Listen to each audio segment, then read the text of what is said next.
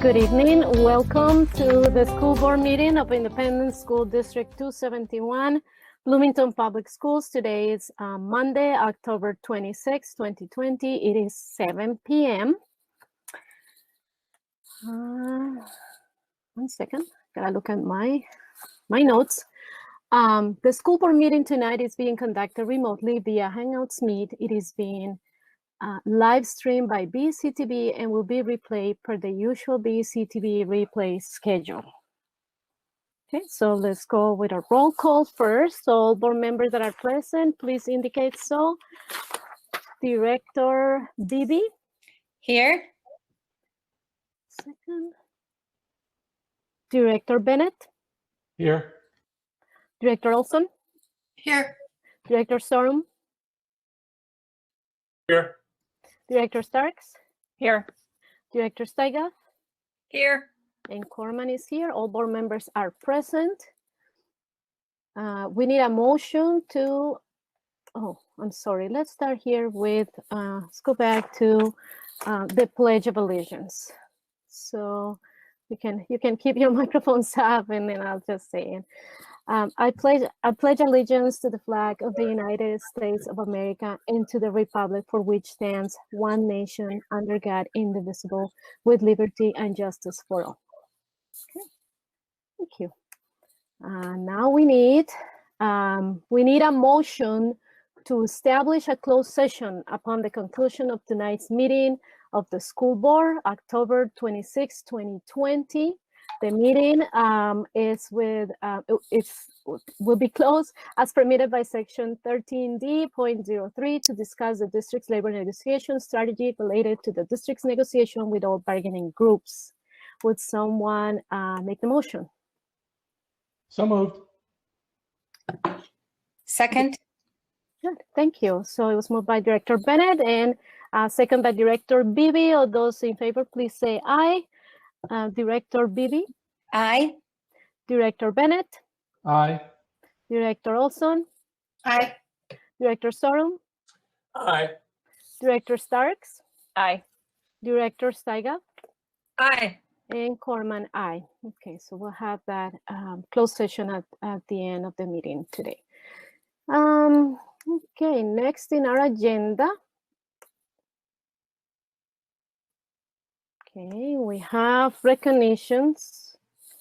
I'm going to make sure I get the right one. I have two notes of agenda. Oh, okay. So approval of the agenda.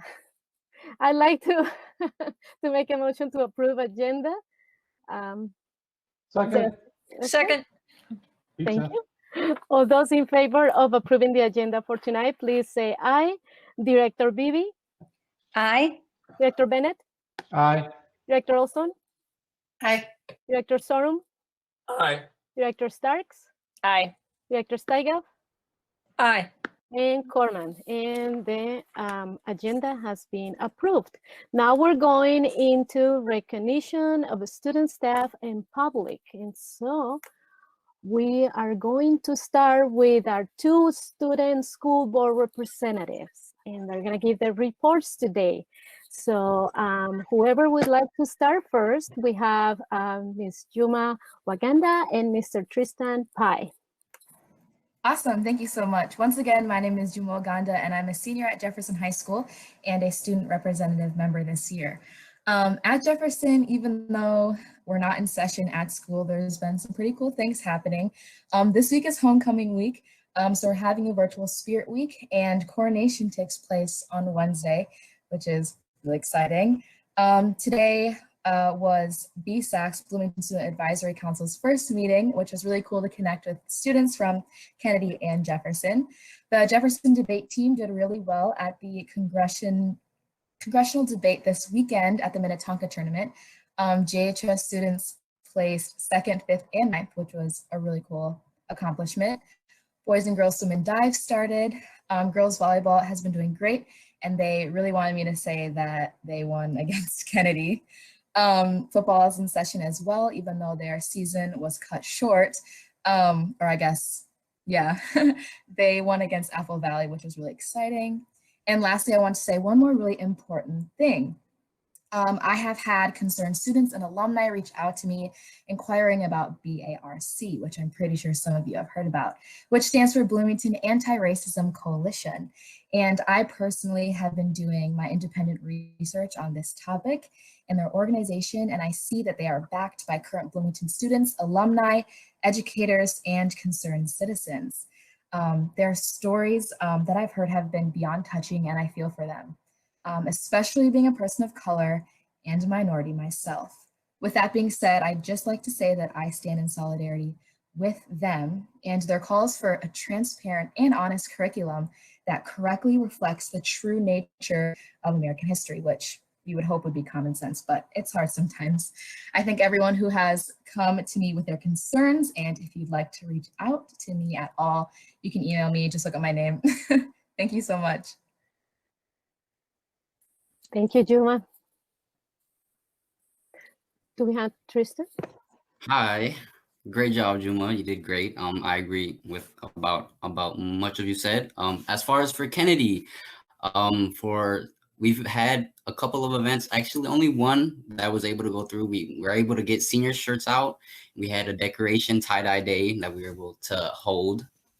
Although the weather was a bit hasty, it was a windy couple days, but we were able to have masks. We were social distancing, but we had a handful of seniors come by and we had a great time. Although it seemed like a pretty small event, I feel like it was a great first step of just having an event anyways and just being able to see other classmates and peers.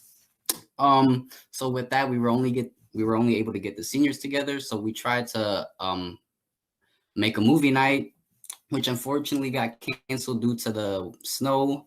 But as far as the statistics goes for those, it was very popular. It filled up right away. We had precautions set up. So I feel like with this and how we were able to get our events approved, we're going to have a much better time moving forward as we still have to deal with COVID precautions and such. Senior night got canceled as well with our football team, but as sports goes, it's going pretty well. Proper precautions are being taken care of.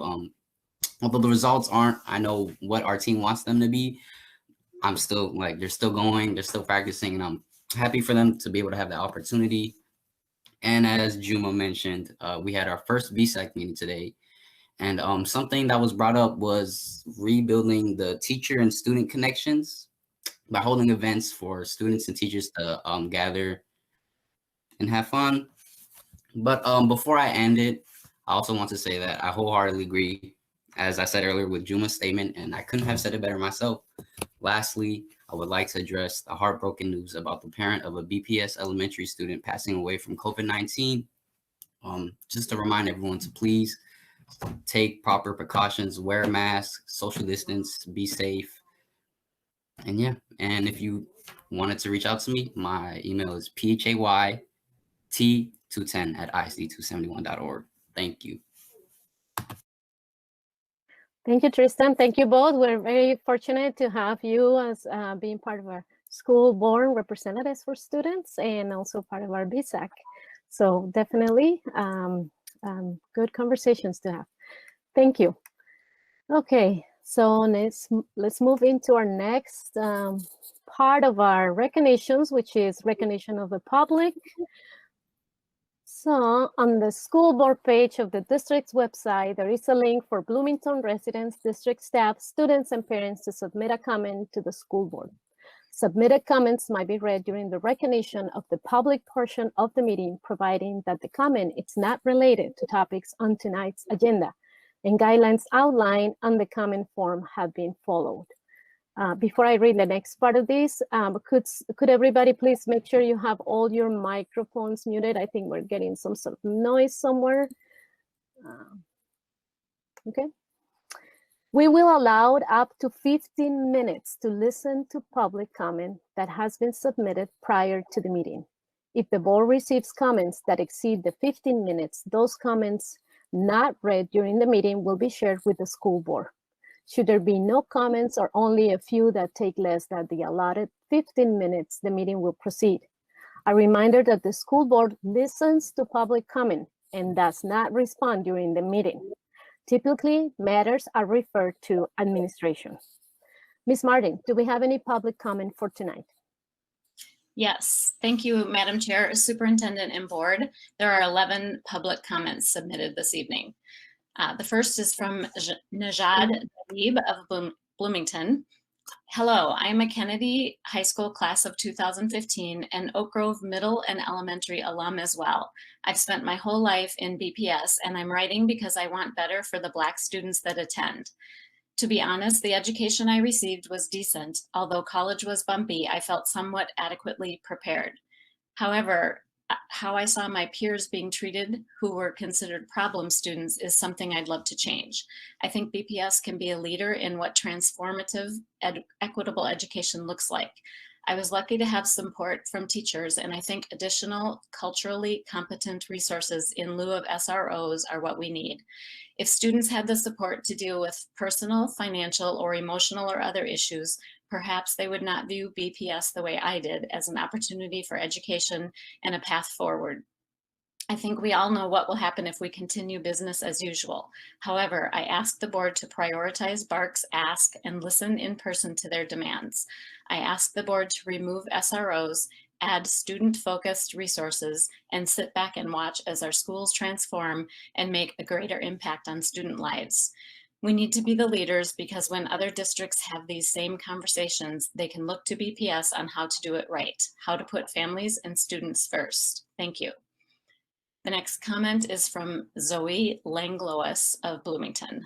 I would like to address the demands of the Bloomington Anti-Racist Coalition, which include incorporating an anti-racist curriculum, the removal of SROs, and culturally competent resources. I'm also disappointed that the school board has ignored BARC's request to publicly present at this meeting. As an alumni of BPS, I think it's important to acknowledge the requests of students to make BPS a more inclusive place for all. Despite the COVID-19 pandemic, tackling institutionalized racism should be a top priority of the Bloomington School Board, as we have already waited too long for these changes to be made. The next comment is from Nina Hawkins of Bloomington. I would like to comment on the school board's active avoidance of BARC's demands for an addition of anti-racist education to the Bloomington curriculum, the removal of SROs from school campuses, and including culturally competent resources for those in need. BARC has requested multiple times to speak and publicly voice their demands to the community, and yet multiple times the school board has refused to grant them the courtesy. I am asking that this board give BARC time to present their ideas at a meeting and acknowledge that anti-racist action cannot wait until the pandemic is over. Racism is an issue today, and it will not be going away any sooner than the pandemic. Please listen to BARC and allow others to listen to them as well. The next comment is from Brooke Reardon of Bloomington. Please meet BARC's demands, including anti-racism curriculum and the removal of SROs. Give students the education they deserve, and please make these changes sooner rather than later. COVID is not a reason to wait for these changes to be made. The next comment from Esther Matthew of Bloomington.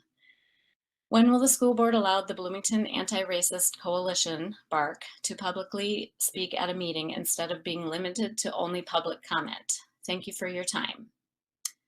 Next comment, Elise Cook of Bloomington. I graduated from BPS in 2019. The school system is racist on many levels and institutional reforms are warranted. BARC's demands for including anti-racist curriculum, the removal of SROs, who create danger in schools instead of keeping students safe, and culturally competent resources are necessary changes that must be made.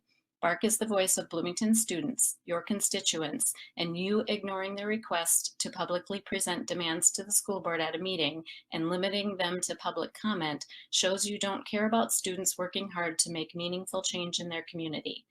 Putting anti-racist change off until the pandemic conditions stabilize is no excuse. Change is critical and can be made safely today. The next comment from Angela Kunkel of Bloomington. Good evening. I am an alumni of Jefferson High School and I am tired. I am tired of trying to do your jobs for you, of trying to heal, adjust, and love the students that constantly feel pushed out of our schools by the inaction of this board. It is the school board's responsibility to ensure that all students are supported. However, time and time again, this school board has let down BIPOC students, running students through countless meetings in which no solution is found, not allowing students to present or speak in front of the board, talking down to students' experiences by saying you have more important things to deal with. Educational racism in our school district has been rampant for decades, and so I ask, when will you have enough? Your behavior and lack of action is violent and oppressive. Listen to your students when they say you must do better. Stop deflecting your vote. Stop deflecting your role and your power as members of the school board to change structural racism. Please let the students speak. Hold space and time in your meetings to actually engage in understanding the pain of your students. The next comment from Daniela Kunkel, also of Bloomington. I am a graduate of Jefferson High School. I used to feel pride for being from Bloomington, but as I grow and get older, I realize how my experience at Bloomington Public Schools stunted my growth. Entering my first year of undergrad, I realized how little my high school experience fed my personal identity and cultural identity. In fact, it hindered it. From teachers that made comments that struck deep to a lack of resources for people like me, these experiences will be brought with me for my entire life. I am tired of trying to display the wounds that you have caused me so that you can understand. I am tired of having to watch my peers experience these same pain-filled experiences because of this board's inaction. This entire summer, you had a group of students putting themselves out there for you, for your understanding, and you continue to ignore their pleas for understanding, their pleas for care, their pleas for change. Your inaction is loud. When will this become a priority? What more do you want from us? What will be enough for you? BARC has been told that these changes are a priority. We have been told that you are prepared to let us address the board. We have been lied to. Do better or we will find better. You are all in this position to reflect the needs of students, and they are telling you what they need. Ignore them and we will find someone new to take your seat. The next comment from Trey Teller of Bloomington. Why is it that since July, the Bloomington Anti-Racist Coalition has not been asked to present to the school board? Why are student voices not being listened to, especially when they are organized? Why is there hesitation to take action to implement anti-racist curriculums and the removal of SROs? If racism is truly a public health crisis, then why isn't BPS doing anything about it? Next comment from Kirby Crow of Wayzata. How will Bloomington avoid tokenizing student voice in its incorporation of equitable practices? Would the Bloomington Public Schools be willing to allow 3 student representatives on the school board?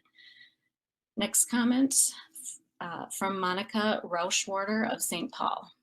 Though I live in St. Paul, I work in Bloomington and have a vested interest in the community. I am disappointed to see that once again, the BARC youth have not been given a voice at the meeting. It is my understanding that they have been told they will have a chance to be heard, and that has yet to happen. If you truly value leadership, civic engagement, and young people in general, you will give them the time and consideration they deserve. Their concerns are valid, their experiences must be shared, and you must listen. That is the end of my report.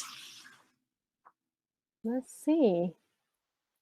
Right, so I think that's all for public comments. And then before we start our agenda, just once again, I just would like to say thank you. Thank you again to our teachers and all staff members, all the Bloomington Public Schools community for all the hard work you've been doing during this pandemic time. We understand those are difficult times and understand how difficult your job is right now. I can testify of that every single day of my life. So thank you so much for all the effort. Once again, we truly appreciate the work that you teachers especially are doing in the classroom with our students. So thank you. So let's move into part A of our agenda. I would like to move part A of the agenda. Someone would like to second that? Second, Steigoff.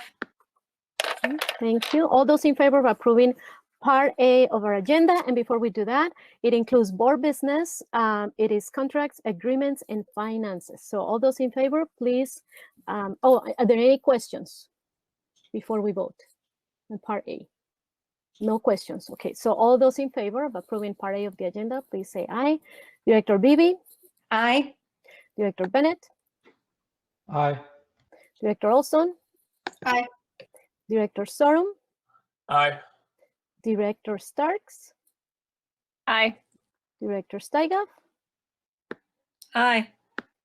and Corman, aye. So that part has been approved. So we're going to move into Part B of our agenda. The first item we have is donations. Would someone like to read that resolution, please? Director Bennett. Be resolved, the School Board of Independent School District 271 accepts donations as indicated in the background, the amount of $14,234.65. Is there a second? Second, Maya Olson. Thank you.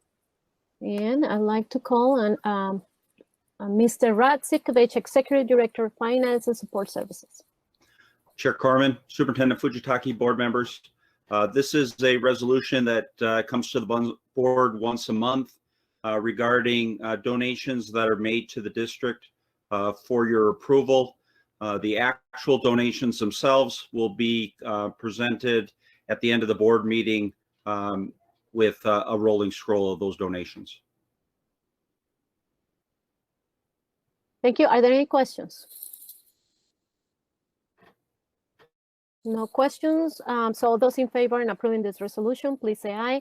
Director Beebe, Aye. Director Bennett, Aye. Director Olson, Aye. Director Sorum, Aye. Director Starks, Aye. Director Steiger, Aye.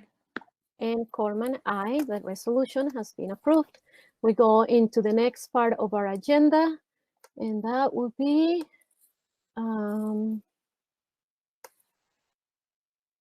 the Safe and Supported Schools Plan update. And I'd like to call on Dr. Jenna Mitchell, Assistant Superintendent. Thank you, Chair Corman, Superintendent, Directors, members of the board. So I wanted to share with you an update on our Safe and Supportive Schools work that we've been doing for the last year, and we're starting now, of course, into year 2 of our work. I'm going to share some slides with you, so just give me a second as I present those. So as I present, I want to start with our why. Why is it that we're focusing our time and our energy on creating the most safe and supportive school system possible? And really what we're aiming to do here is to close opportunity gaps that we know exist. We know exist within Minnesota. We know they exist in Bloomington public schools. Find ways to close those and really ensure that each and every student does feel safe and supported, welcomed, and that our programming really is truly inclusive. And that's really our why for doing this work. As I shared at a board meeting last year, and so you might see this and remember back and think of it as familiar, we're using a process called the design thinking process as we implement this plan. And I should say develop and implement this plan. So the process you can see here before you on this slide. And the idea is we start with empathy, really hearing from our stakeholders, our students, our families, our staff. What is it they want and need out of our school district? And then we define with them, what is it we're trying to create? What challenges are we trying to solve? And then we move into the implementation. We start to plan. What is it we're going to do to develop what we've defined? We ideate, brainstorm, how can we problem solve? We start to prototype, test things out, implement, and study. How did things go? We collect data. And in areas where we find that things are going exceedingly well, we think about how we can scale up and act on a bigger level. And I'll give you some examples of successes that we've had over the course of this last year and things that we're looking forward to as we move into this year towards the end of the presentation. So just hang with me here as I continue to describe a little bit more about our process, and then I'll get into some of our successes. So you might say, who is in charge of working this plan and making sure that it's successful within Bloomington Public Schools? And the reality is, I'm going to take a quote from our consultant from our equity and access work, Dr. Arriaga. She says, stewardship is the responsibility of everyone in the organization. And I'm happy to be here with you tonight and to share this process that we've taken up. But there is in no way a way that I could be in every corner of the district and help every single person in the district work through this process. And so we all take on the responsibility and we all work together to try to use the design thinking process to problem solve and figure out how we'll meet the great challenges that we face. So I'm going to talk about a couple different pieces of our safe and supportive schools work. And the first one I'm going to talk about is our cultural proficiency work. And this is our work around equity and access within Bloomington Public Schools. So you see here, as is described on this slide, that in Bloomington Public Schools, we're aiming to build a safe and supportive school system using the tools and a framework that's provided to us with something called cultural proficiency. This is a research-based framework and tools. And with this work, we're doing a couple of things. We're focusing on a specific structure to our equity and access work. And that structure is related to an inside-out approach to doing equity and access work.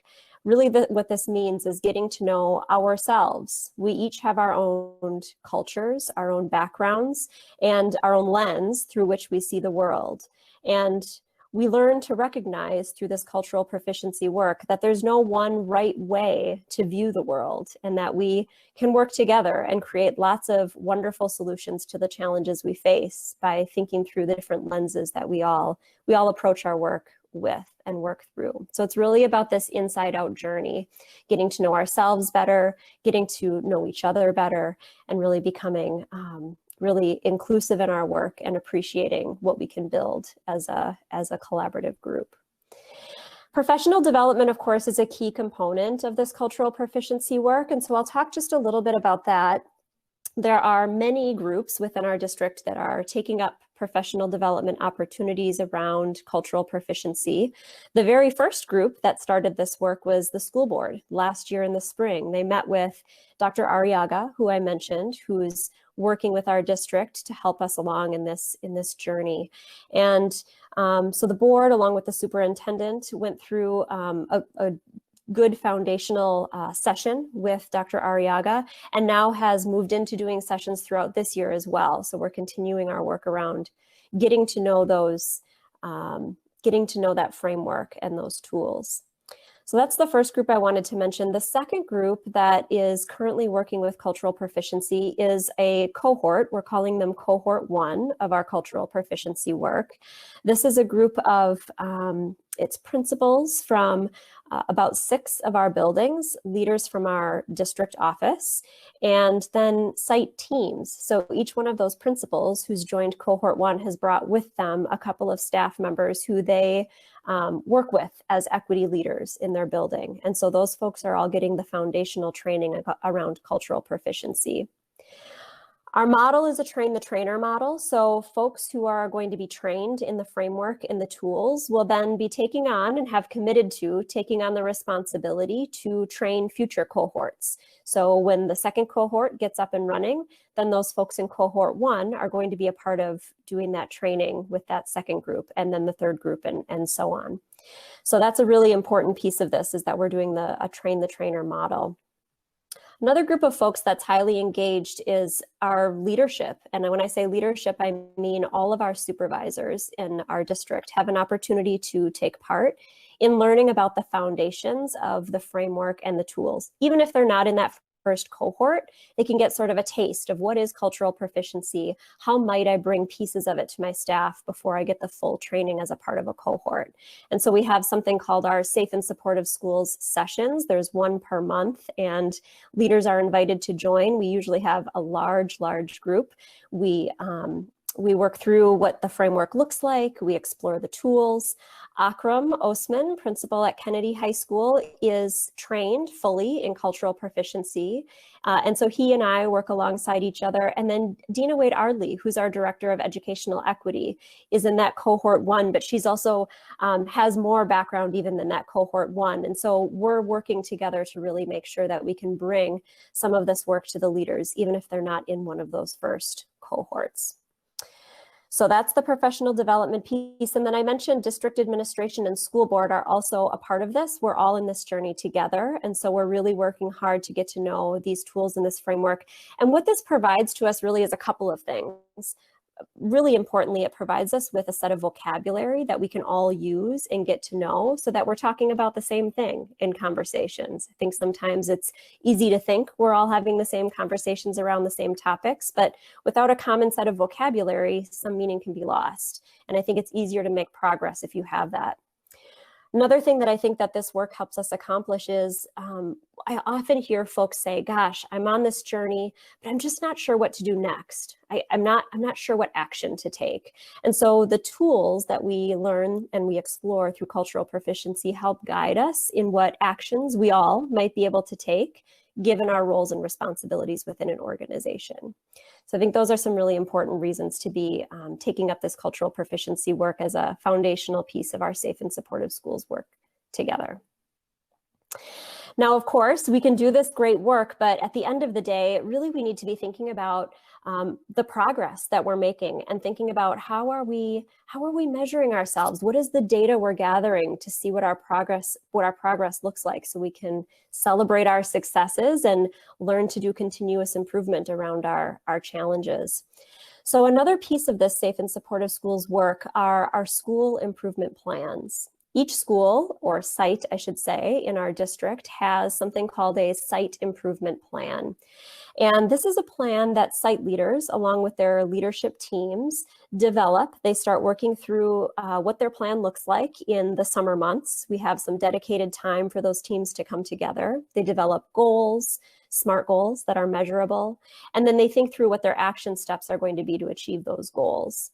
New this year is every site has a safe and supportive schools SMART goal. And so I'll give you a couple of examples of what some of those goals look like. For example, at some of our, one of our sites anyway, we're looking at increasing school climate as measured by family satisfaction reports.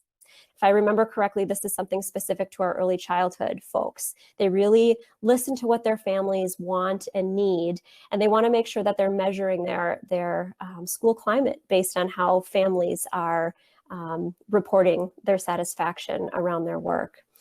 The second way that I've seen our site improvement plans incorporate these safe and supportive schools goals is to look at school climate measured by student survey scales.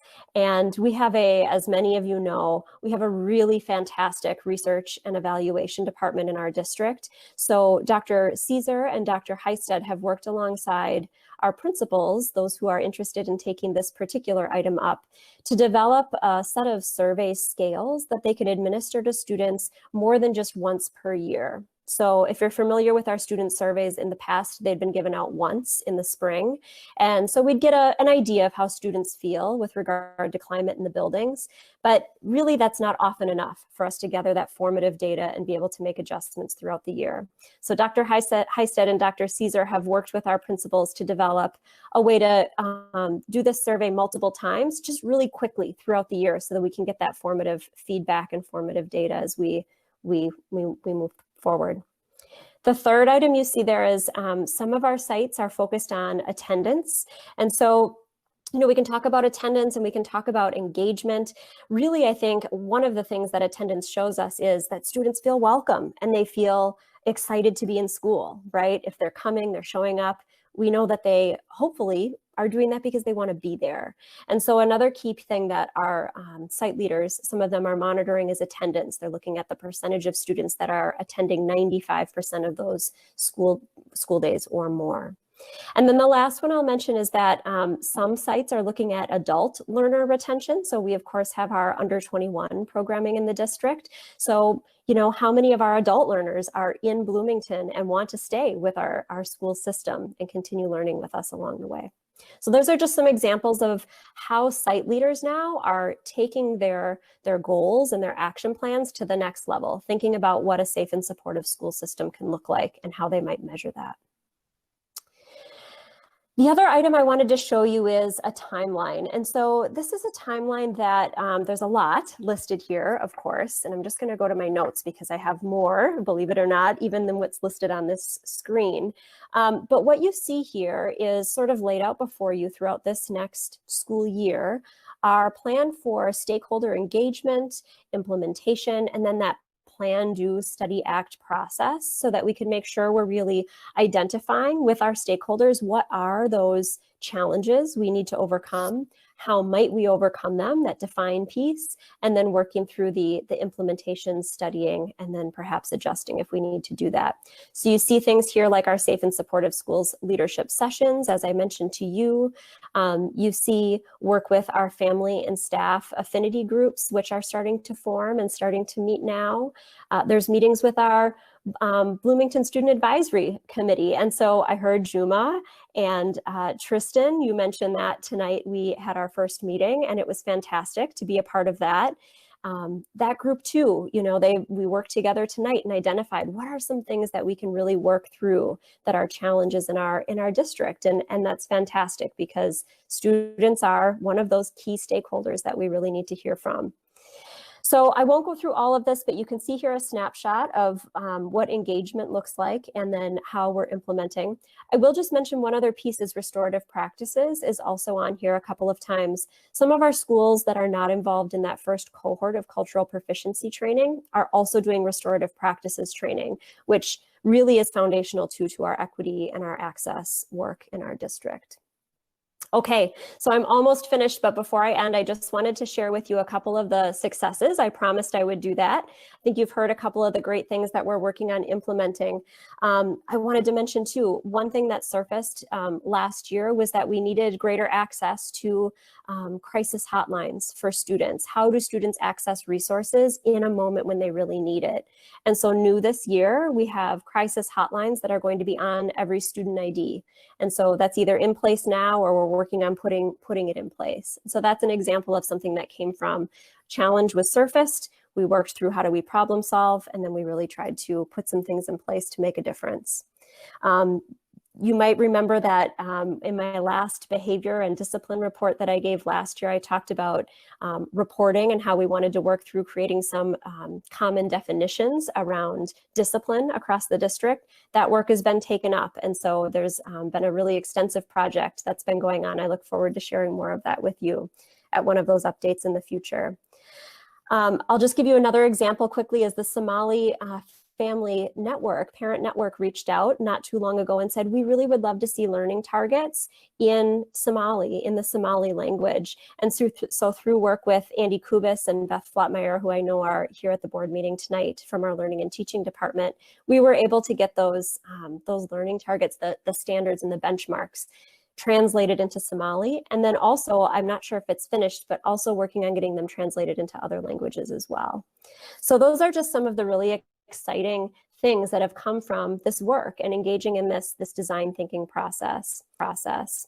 So I'll just finish by saying thank you. Thank you to everyone who is viewing and who's here tonight, who's been a part of this design thinking process. And just, I hope you're feeling excited like I am to continue doing this work to try to really build the most safe and supportive school system possible. The design thinking process I'll end with is also called the humanistic design process or humanistic thinking. And so when we think about that, it's really about humans, and humans are at the center of it. And that's really what needs to be driving our work. So thank you again. With that, I'm happy to answer any questions you might have. Thank you, Dr. Mitchell, and thank you for all this work that you've been doing for the past year. As we know, this is not something that has recently started, but this is definitely a plan that has taken different stages that are part of a process that started mid-year last year, and obviously has gone faster now this year, even despite the current situation that we're going through with this pandemic. So I really appreciate the work that you have continued to do, as long with all members of your team that have been part of this work. And yeah, very, very important work that we're doing, and very important to see how we're heading into the next stage where we are getting into our stakeholders, which is very important. Of course, our student voices are very, very important, and we're looking forward to continue to go with this process and so that we can hear more voices. Okay, so questions or comments, I will let you know, because it's always practice for our two student representatives. It's always practice that we start with board members. So I will give you your turn after we have a round of questions from board members, okay? So just so you know that you will have a moment to ask any questions.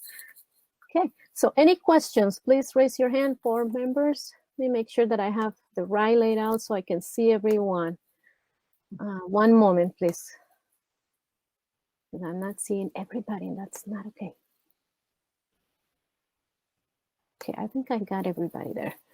Okay, I think I saw a hand. Whose hand was that? Let me see it again. Director Olson, please go ahead. Hi, mine is not so much a question as a statement. I was just going to say that I attended the BSAC meeting, and it was very impressive. Our two new BSAC leaders did a wonderful, amazing job. But I also did want to say that I liked the idea that Dr. Mitchell suggested when they had questions about the curriculum development that they could invite the director of curriculum to a BSAC meeting. So I thought that was a really good way to start this process, to have student voices involved.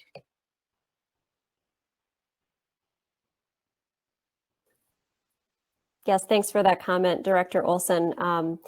Director Flatmeyer, I know you're in the meeting, and so I threw that as an idea out there. The group, I will just add, came up with as a part of our activity tonight, and Juma and Tristan, you can, I'm sure, share more about this too if you want to, but we did an activity where they came up with some potential challenges and then what the next steps might be that the BSAC could be a part of taking. And one of them was around curriculum. There was one around relationships and building some social connectivity during this time of COVID, definitely a challenge. And then another around bullying. So we have some, I think, really great things that we can continue working from that group.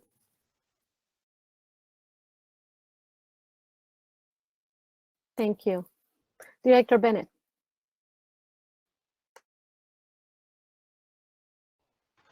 Yes, thank you, Dr. Mitchell, for this work and getting it started. One of the things that you just said is that there's some affinity groups, family and staff affinity groups that are starting. I was wondering if you could speak more about that, like what groups are starting specifically and what the purpose of these groups are, and kind of just given more of a explanation what affinity groups are for those of the viewing public that might not have any idea what we're talking about. Yeah, I'd be happy to. So there had been a call from several of our stakeholders to help support some groups of folks who have some common affinity, something in common, perhaps culture, perhaps background, perhaps race. And so we have a group, actually several groups that are being facilitated with the help of our Office of Educational Equity. And I know that the first group that has met is we have a Somali group that's come together, and staff have also been invited. And so, you had asked Director Bennett about how the group functions or the objectives of the group, I think something around that order. So the idea with these groups would be a couple of things. First of all, for that group to get together and provide some feedback, as I mentioned, right, as a stakeholder group. What is it that they can bring forward and help us really start to think through as we might take it up as part of our our Safe and Supportive Schools work, so surfacing challenges. And then the other piece of it is support for one another, because we know that sometimes folks who share a common affinity may feel that they strengthen numbers, perhaps, right? Or strength among supporting one another. And so that's an opportunity for that as well. I do know that our the folks from our Office of Educational Equity who are helping to support these groups and meet with them and facilitate, really they're facilitating these meetings, are working really closely with Dina Wade Ardley, with myself, and we're really trying to work hard to get some feedback loops in place so that it doesn't become a place where challenges are surfaced and then set down. We really want it to be a place where if they're surfaced, we can then move forward and start to work into the next phases, right? Let's define what it is we can do next. Let's start to ideate what might we do to solve whatever challenges those are. Okay, are there any groups that are going to be set up for students or anything like that that you know of? Sorry, that was the last part of your question, is what other groups are being formed. Thank you. So what I can say is that I mentioned the Somali group has formed and has met. I do know some students have attended that meeting as well. So I know it's been families, staff, and students. I know that similar groups are either planned and may have actually started with some other groups as well. And so I don't want to overspeak because I don't have confirmation of that right now, but I know other groups are being planned. Whether or not we would break that out probably depends on interest and maybe size and probably some other things too. I know there's some constraints around facilitation and having the capacity to facilitate multiple groups. But yeah, right now I know that the Office of Educational Equity really wants to be as inclusive as possible with these affinity groups. Okay, excellent. Thank you.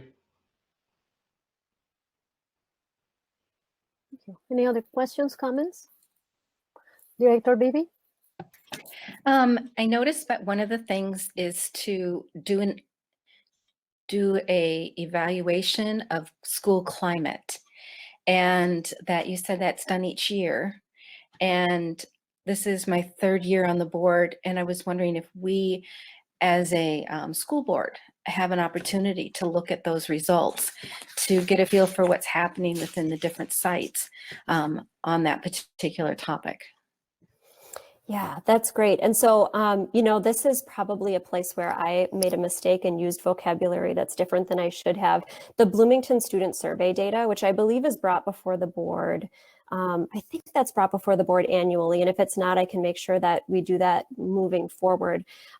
But that's actually the data that we're using to look at school climate. So I should have been more clear to talk about how those two things are synonymous. But what we're doing now is, instead of just doing the survey at the end of the year, we're helping leaders in the buildings administer that survey in small pieces multiple times throughout the year, so we can get formative checkpoints instead of only finding out at the end of the year how we feel like how students feel like we have done with regard to school climate. And so this way we can make adjustments throughout the year, gather that feedback, and then, you know, like I was saying, plan, do, study, and act. So yeah, that's great, Director Bibi. I'll double check to make sure that we do bring that before the board, but if we don't, I think it would be great for the board to see that data as well. Mm-hmm.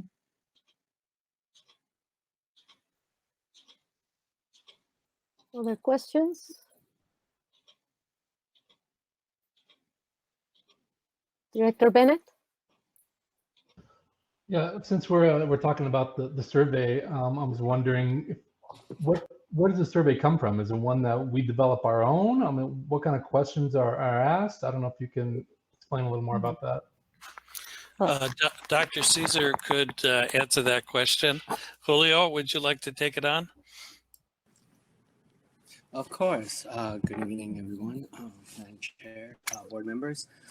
So what we've been developing for a few years now is trying to get some items that work really well. As we know, SCL, school climate scales, are pretty much now becoming prevalent, more, not prevalent, but ubiquitous, very much used. The problem with that is that there's not a lot of psychometric evidence behind it. So what we found is that using really robust scales, which is primarily from the Minnesota Student Survey, we're able to use items that have been vetted over years now with the work of Dr. Michael Rodriguez at the University of Minnesota. So a lot of the questions that you're going to be seeing in the school climate scale are from the Minnesota Student Survey that are actually not just items, but they're actually created into these scales that we are able to, at every 3 time points now, from now on, we'll be able to have a reference point through the state, what we're seeing here in the schools. And as Dr. Mitchell commented, we are doing this 3 times a year now. So we'll be able to have the school climate data for every single student for 3 times points so that we can make changes as we go along to see what's really working, what's not. So that's where those items come from. Anything else about the items or scales? Yeah, do you have any examples of like what kind of questions are asked on these surveys? Yeah, so for the school climate itself, there's about 5 questions. One of them actually asks if they are proud to tell people that they go to the school. So whichever school they're attending. They're also asking if students of different races get along well at the school. They're asked if they feel that they belong to the school. They're also asked if staff members treat them with respect. And the final question that they're asked is about the value of the relationship they have with the staff members at school. So it's a really overall climate, school climate scale. So there's no opportunity, open-ended type answers where they can give comments, or? So the funny thing about that is that we are able to do that. However, because there's so much data and there's so many responses that people are able to give us, it's extremely hard for us to be able to go through that data quickly. And as Dr. Mitchell mentioned, we want to be able to have just kind of like, very quick measures that we can provide data very quickly back to staff to say this is how we're doing. However, at the end of the year, at the big Bloomington Public Schools student survey, we are able to provide those comments to say, hey, please let us know. So we did that last year, and again, we got massive amount of information that we were able to discern to, but then we can make pieces out of, we can take pieces out of that. But unfortunately, we're not able to do that now just because of just staffing and time constraints, so we're not able to process that data quickly for staff to use. Okay, thank you, Dr. Cesar. Director Beebe? So my question after just hearing those comments is, it seems like you get a lot of information, but then it's hard to break it down and make it useful. So I'm wondering, is it a useful tool? Do we need to make it simpler? Because by the time, our seniors graduate and then we get the information, we've not really done them a service by addressing the issues that they were dealing with. So, and because I really don't believe I have ever seen the results from this.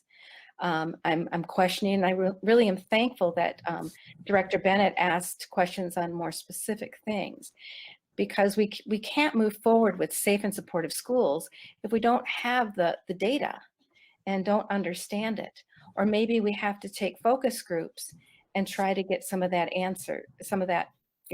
information released or answered. And that's part of what I think the Bloomington Student Advisory Council should be able to help us with. As more students come, we get more voices and hear that, but perhaps even within the small group there, in order to make some of that information practical and applicable, that may be a good place to start. That's an excellent question, Director Beebe. So one of the things that we have actually implemented is expanding that end of year survey into more grades. So as of 3 years ago, we used to do 5th grade, 8th grade, and 12th grade. So to your point, it was a little too late for us to do anything with our seniors. So what we did was we expanded the year survey to include 5th, 8th, 9th, 11th, and 12th. So we expanded it to 5 years so that we have all that inclusivity between elementary, middle school, and high school. But specifically to the scales that we're looking for, which is those quick snapshots, we're doing every single grade, including kindergarten for those elementary that show. So we're doing K through 2, which is one form, 3 to 5, 6 through 8, 9 through 12. So we are getting every single person that we're targeting at this point, so that we do have that expanded information that we can target. And just so you know, it's not just school climate that we're collecting at this point. We are collecting sources of SEL, which include engagement, teacher school support, social cultural awareness, and rigorous expectations that their students are having. As well as Dr. Coyne is working on her own measures to collect some more information using FastBridge, as you know, that was accepted by the through the school board not too long ago, a couple of weeks ago, which will be able to collect a little more SEL information that again will not only will provide data, but it comes with PD that can engage that work of, okay, what can we do at this point that we can actually implement either with staff or teachers, whatever else. But this work would also complement that work as well as Dr. Mitchell's Safe and Supportive Schools work.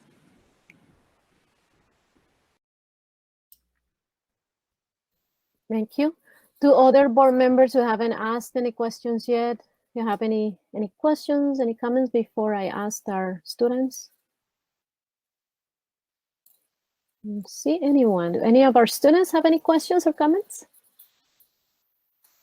Yes, Ms. Wakanda. Thank you. First of all, I want to say, Dr. Mitchell, thank you for putting together the Safe and Supportive School thing. I think it's really important. I don't really have a question, but I just want to say that I'm looking forward to seeing the improvements that this will help our school districts, and also hopefully being a part of some of the uncomfortable conversations that we'll all be having to create school climate, everything just like a better place. And I hope that these issues or whatever that will be addressing will be taken seriously. And I'm really excited to see the outcomes. Thank you. Mr. Pai, do you have any questions? No questions. Okay, so again, oh, Director Bennett.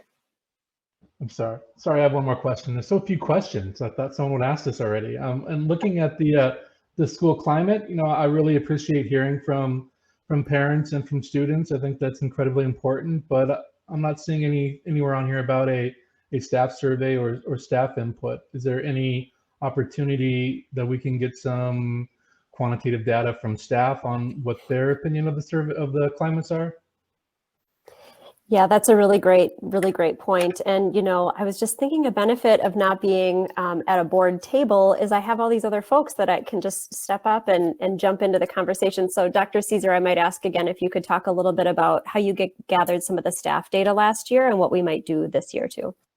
Absolutely. So some of the things that we actually went through, I believe maybe 4 or 4 sessions ago, was some of that staff feedback. However, it was very focused for COVID-19 and distance learning because we had just gone into that piece. But now Dr. Coyne is actually driving much of the staff and teacher surveys, and especially with social emotional learning tasks. One of them was actually coming from the Minnesota Department of Education. That kind of went out to all staff. Everybody had to look at it.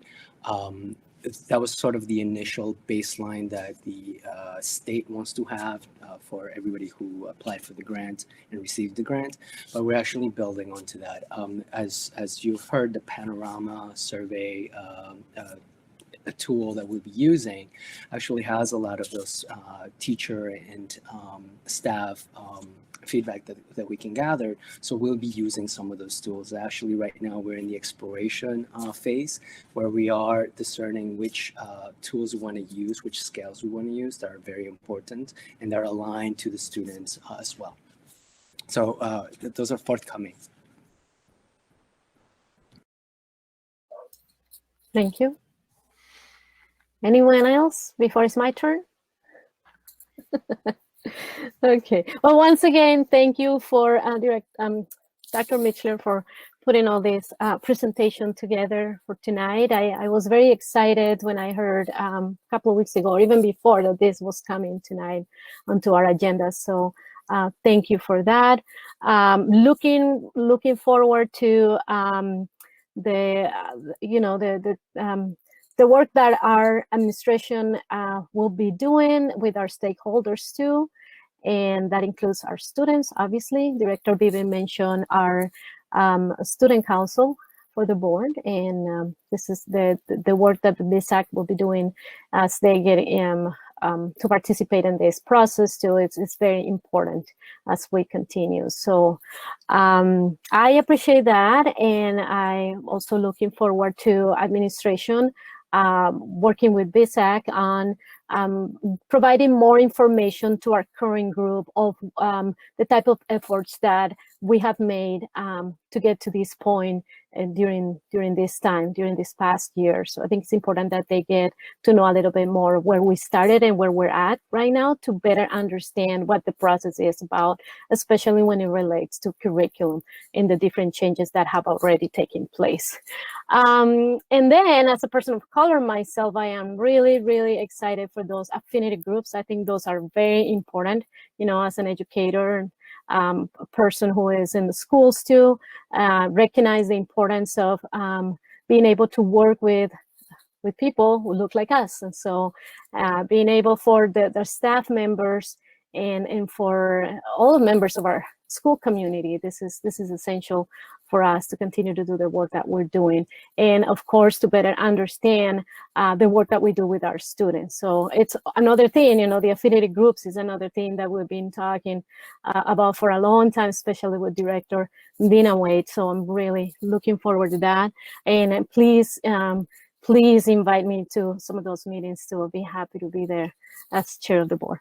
And then, in relation to the student survey, very, very important that we get, that we're able to get a hold of that data.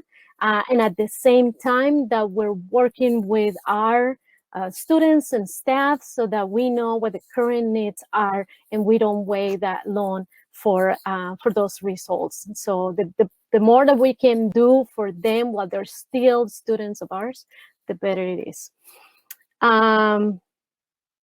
I think that's all. I got other notes there, but I cannot read it anymore. So anyway, thanks a lot for the work that you're doing. Thank you to all of you, actually, because I know even principals, you know, the fact that you're putting an effort into this work, it is very important. And please know that the school board takes this work very seriously. We have talked about this with the superintendent, and we have requested that this is something that all principals understand and that all staff members also know and put into practice. And then once again, you know, we know a lot. We have been talking about all this for years. There's been different efforts being made. There were things that worked and there were things that didn't work, but that's what it is like in this process. Sometimes some things don't work and we need to try something new.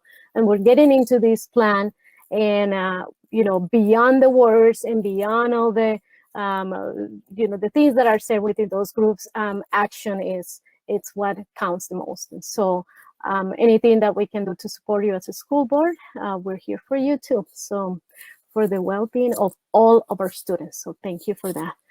Okay, so I guess we'll move into the next item in our agenda, which is the secondary model movement. So Superintendent Fujitaki, please. Thank you, Chair Corman. As Chair Corman said, the title of this agenda topic is Secondary Model Movement. However, the chair and I agreed that since our elementary schools moved to the hybrid instructional delivery model last week, it would be fitting and helpful if the board and our community received an update on how things are going. So I'm going to call on our Assistant Superintendent, Dr. Jenna Mitchell, and our Executive Director of Learning and Teaching, Andy Kubis, to tell you how things are going. Dr. Mitchell, please. Thank you, Superintendent Fujitaki. So what I'm going to do is just briefly touch on each of the 5 areas that we outlined in our dashboard at the one of the last meetings where we talked about the elementary movement to the hybrid model. So I'll start with physical health and safety. And so with physical health and safety, we've had a couple of great successes, I think, over the last couple of weeks.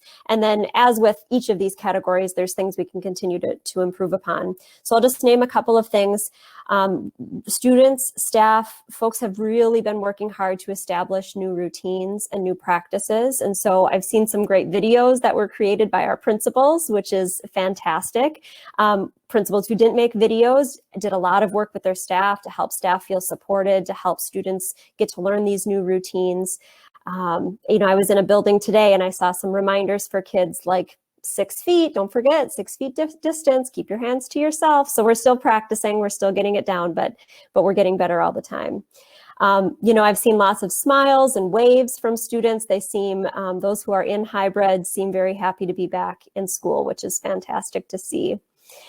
We are still monitoring, of course, our data around health. We know that the data has been shifting a little bit, and Hannah Hatch, Nick Kelly are here tonight to talk a little bit more about that. I think Dr. Heisted and Dr. Caesar will also talk a little bit more as we get a little bit further into the night, but that is something that we're watching at the elementary level as well. The second piece of our dashboard was around, or I should say element in our dashboard, was high quality learning. And so I'll address the first part of that, which is staffing coverage, and then I'll hand it over to Andy Kubis to talk a little bit about programming as the Executive Director of Learning and Teaching. So with staffing coverage, you know, I mentioned before we made this shift that we knew staffing was going to be one of our biggest challenges. It continues to be one of our biggest challenges. We've had many principals stepping in, doing substitute teaching, filling in for classes where that's been needed. So amazing to see everybody step up. I know some of our paraprofessionals have stepped in and helped out. Everybody has really pulled together to try to make things work. I do know that though that there are some tight places, transportation also being one of them, that we need to continue to watch over these next couple of weeks with regard to staffing. Andy Kubis, Executive Director of Learning and Teaching, I'll hand it over to you for more on high quality learning. Thanks, Dr. Mitchell. Chair Corman, school board members, Superintendent Fujitaki, public. I just want to share a couple of highlights and then some remaining challenges that have percolated to the top as we think about high quality instruction. So as Dr. Mitchell talked about, you know, one of the successes is the students are really excited to be back and ready to learn. And so we're excited for that. It's fun to see how excited they are as they get off the bus and are ready to come in.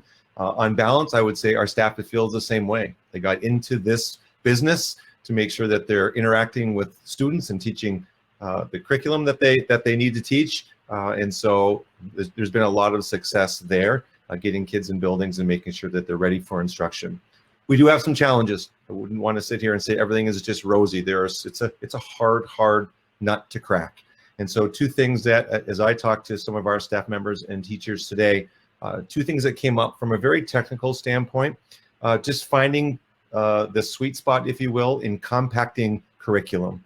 So in other words, if you think about, I know that's a little bit of education speak, but if you think about all of the time that you have in school in the traditional setting, and now we're trying to get to the meat and potatoes or the priority standards, and that's a challenge while you're teaching hybrid, while you've got kids at home who are ready to learn, and then you're trying to figure out the curriculum piece. That's a difficult challenge for our teachers, and we continue to try to support them, but it's not easy, and it certainly is a challenge.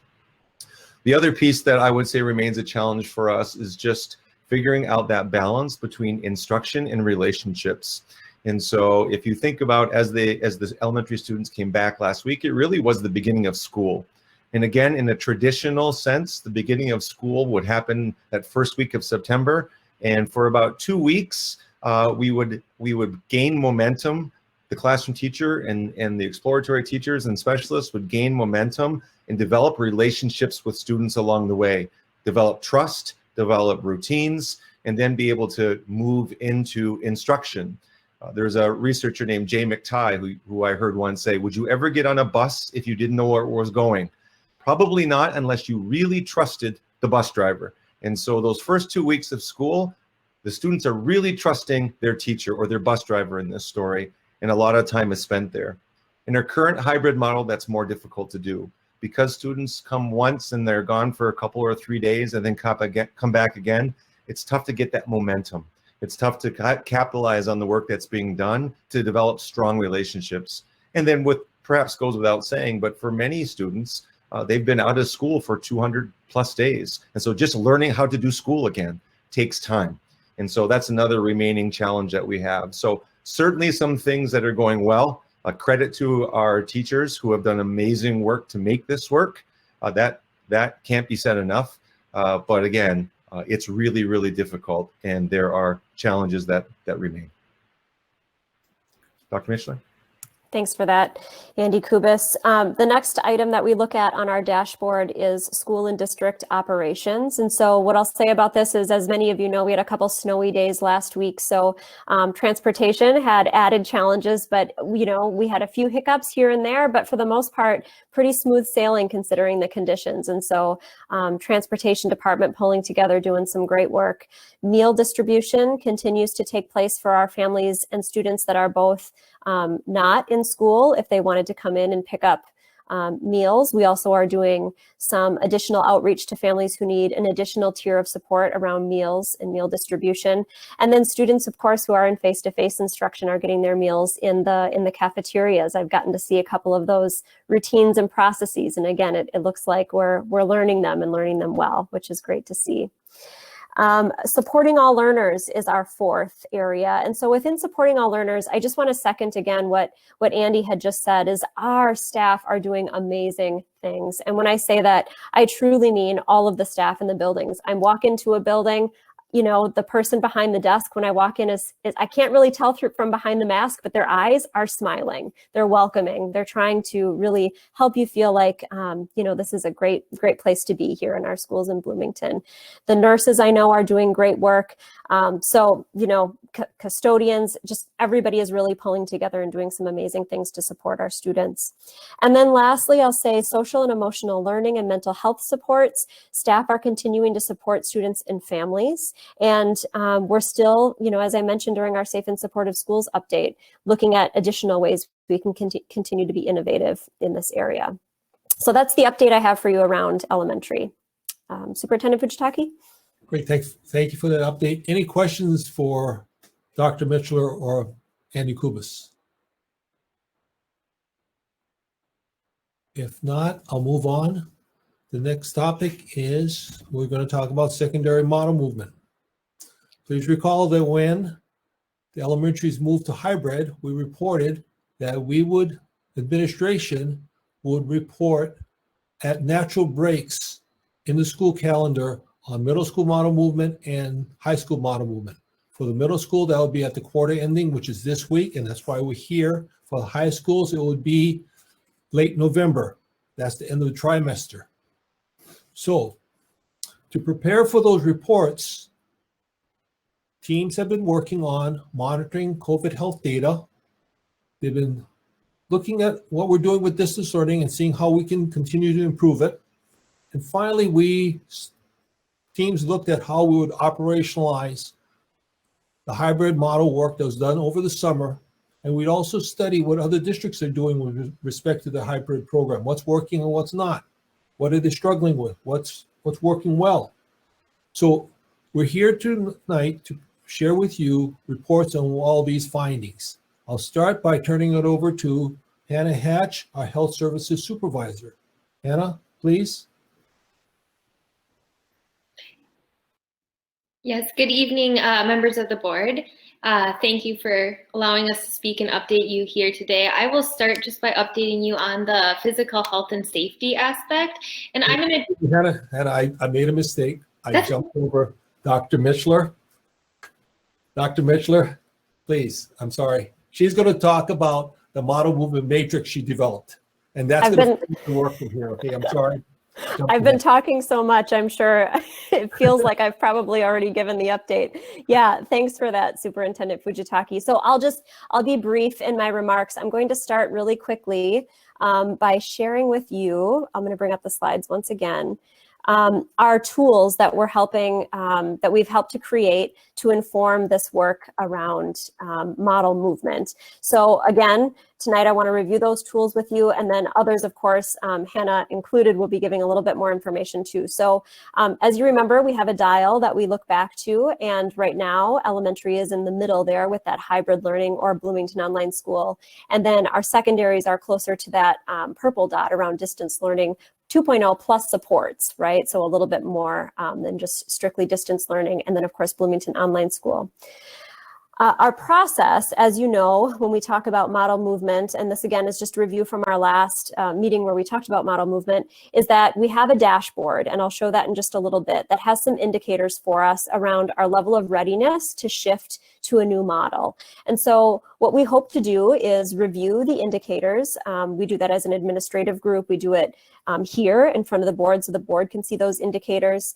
And then also know that there's consultation that happens with the Department of Education, the Department of Health, and then we're very lucky, of course, because we have our own Bloomington Public Health Department, and so we can collaborate closely with them.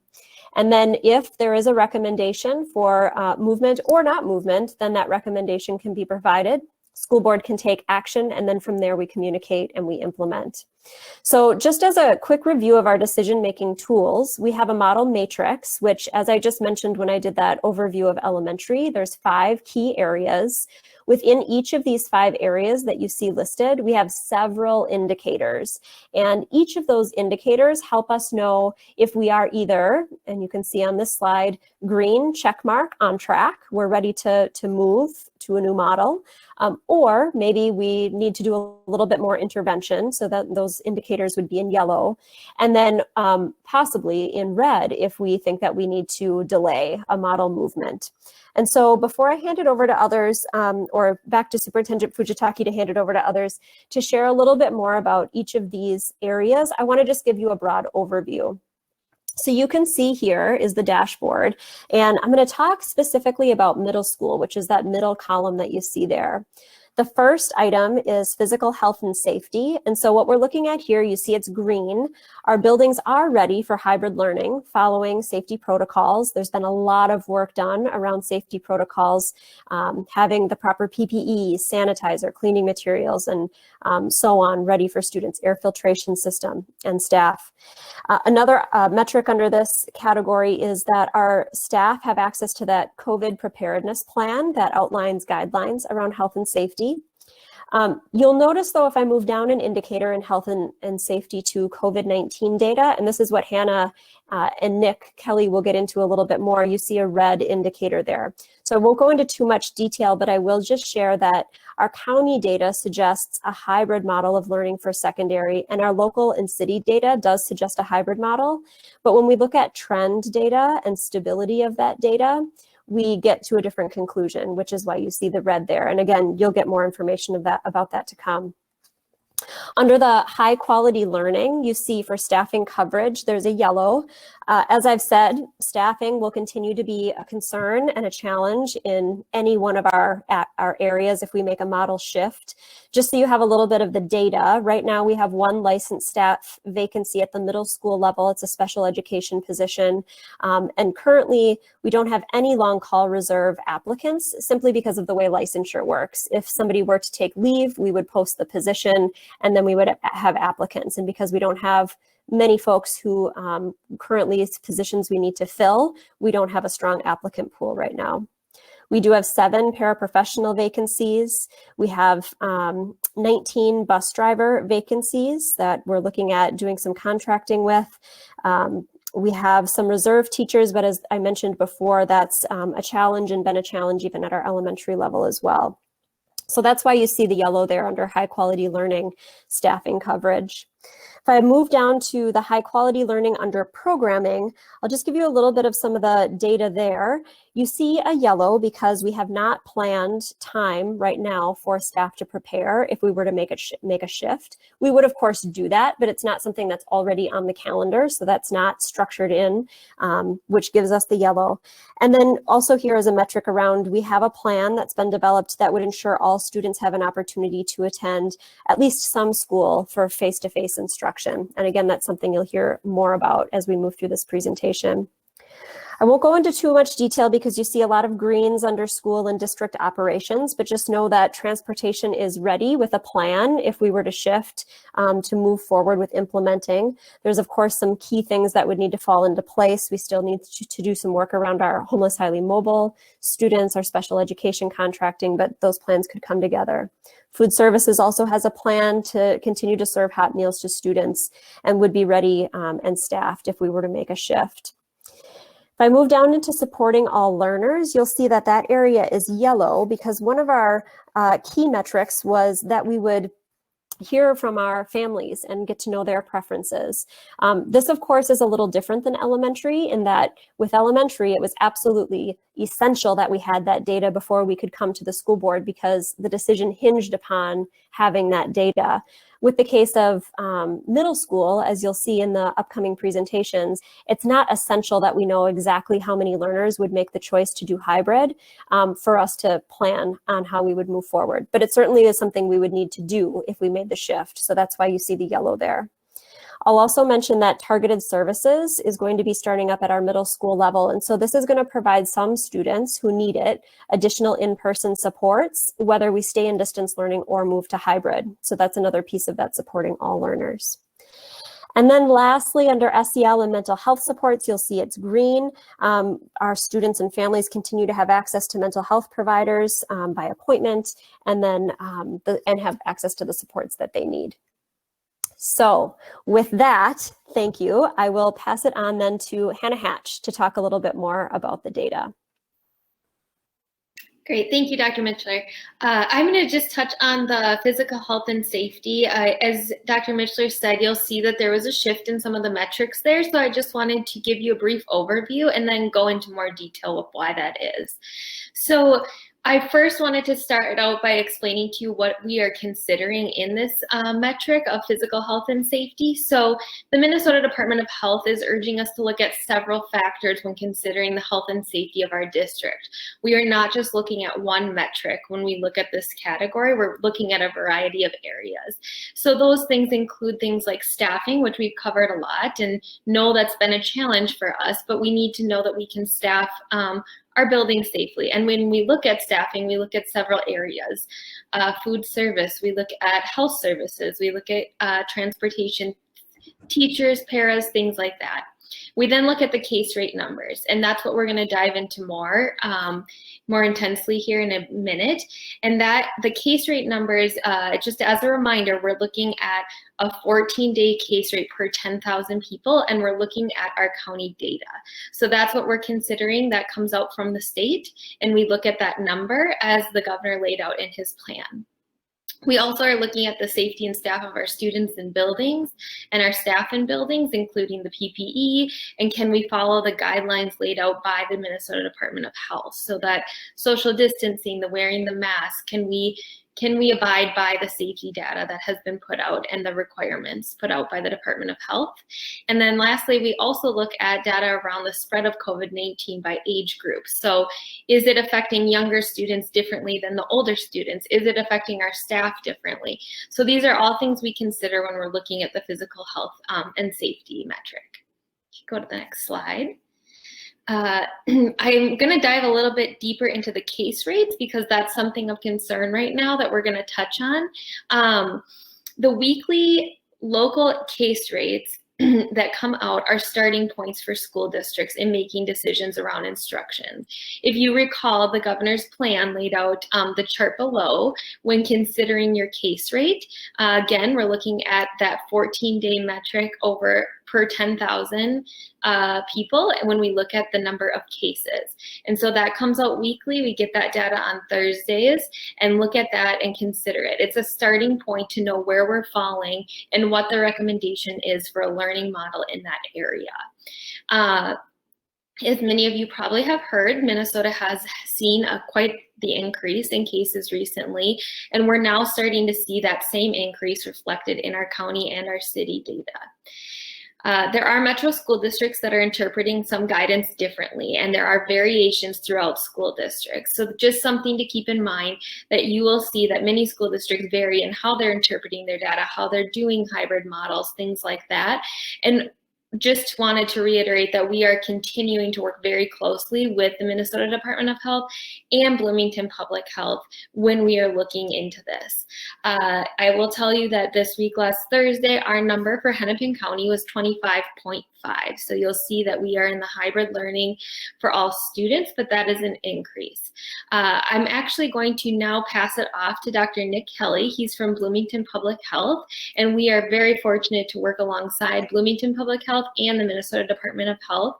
We're in communication with them on a regular basis, and he's going to tell you a little bit more about the data for Bloomington in particular. Nick? Thanks, Hannah. Good evening, board members. The slide in front of you actually looks at the data that we're seeing by age group, specifically for the city of Bloomington. And so when we're looking at elementary age, we're looking at that 5 to 10-year-old. And since we've been tracking data, we've had a total of 66 cases in that age group.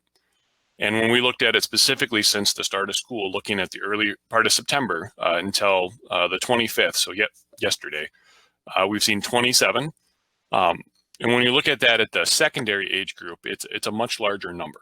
And part of that's reflected in the reality of you don't have elementary students driving around after school and going and doing other things in the community. And so part of the reason we talk about that is the predictability of the environment of a secondary student. Many of the cases we see that fall into that secondary student age range potentially are acquired while they're at work, in a job in the community, while they're enjoying a meal or something else with friends out in the community, or parties or other social events. Things like that we don't see as often in the younger age group. Most of those exposures are more family or a known contact with COVID. And so that helps us understand how we manage COVID. And you can see in the graph, there's a little bit of variability in cases they go up and down, and we're tracking those trends in the process. And what we've seen, and consistent with state data, is we are not seeing a significant impact with COVID transmission inside the school settings. The multiple layers of interventions are working well. Cases are being identified very quickly, isolated, other exposed individuals are being quarantined, and that's working well. So if you go to the next slide. This is where we get concerned. So this is a little bit different than the data Hannah talked about, where we talked about cases per 10,000 over 14 days. This is similar to what you see when you look at the news and you see case rates per 100,000. It allows us to be a little bit more comparable to other states and countries around the world. What we see here is a very marked increase in cases since the start of October. So you can see the blue line for Bloomington is just moving up at a very rapid trajectory. That peak that is on the graph is very similar to the peak we saw earlier this spring, and the peak we saw at the end of July, early August. And so we're going in a high case direction. And you see the line go down a little bit. One of the challenges we see with our data is we don't consider our data solid for about 10 days. And this is as of 11 a.m. this morning. And so we know there's going to be a little bit of variability in the data, but that trend is what gives us concern. And so while the case rate right now per 10,000 would allow hybrid for secondary, knowing that this trend is moving in a negative direction, it gives us concern that very quickly we are going to be in that position where hybrid would not be recommended for secondary based on the state guidelines. And there doesn't appear to be any indication in our data that that trend is going to abate in the near future. You go to the next slide, and I think we turn it over to Dave. Thanks, Nick. This is Dave Heisted, Chaircorman and Directors. I was asked to look at the trend and project out what it might look like in a month from now. And given this high rate of increase in infections, both in Bloomington and Hennepin County as a whole, I took the Hennepin County data for 14-day periods, a moving average, and that little a dip for a while, but now taking off again, and then fit a line, a linear projection to it. And this makes it look like if we went to hybrid for middle school, we might very well have to go back to distance learning within a month.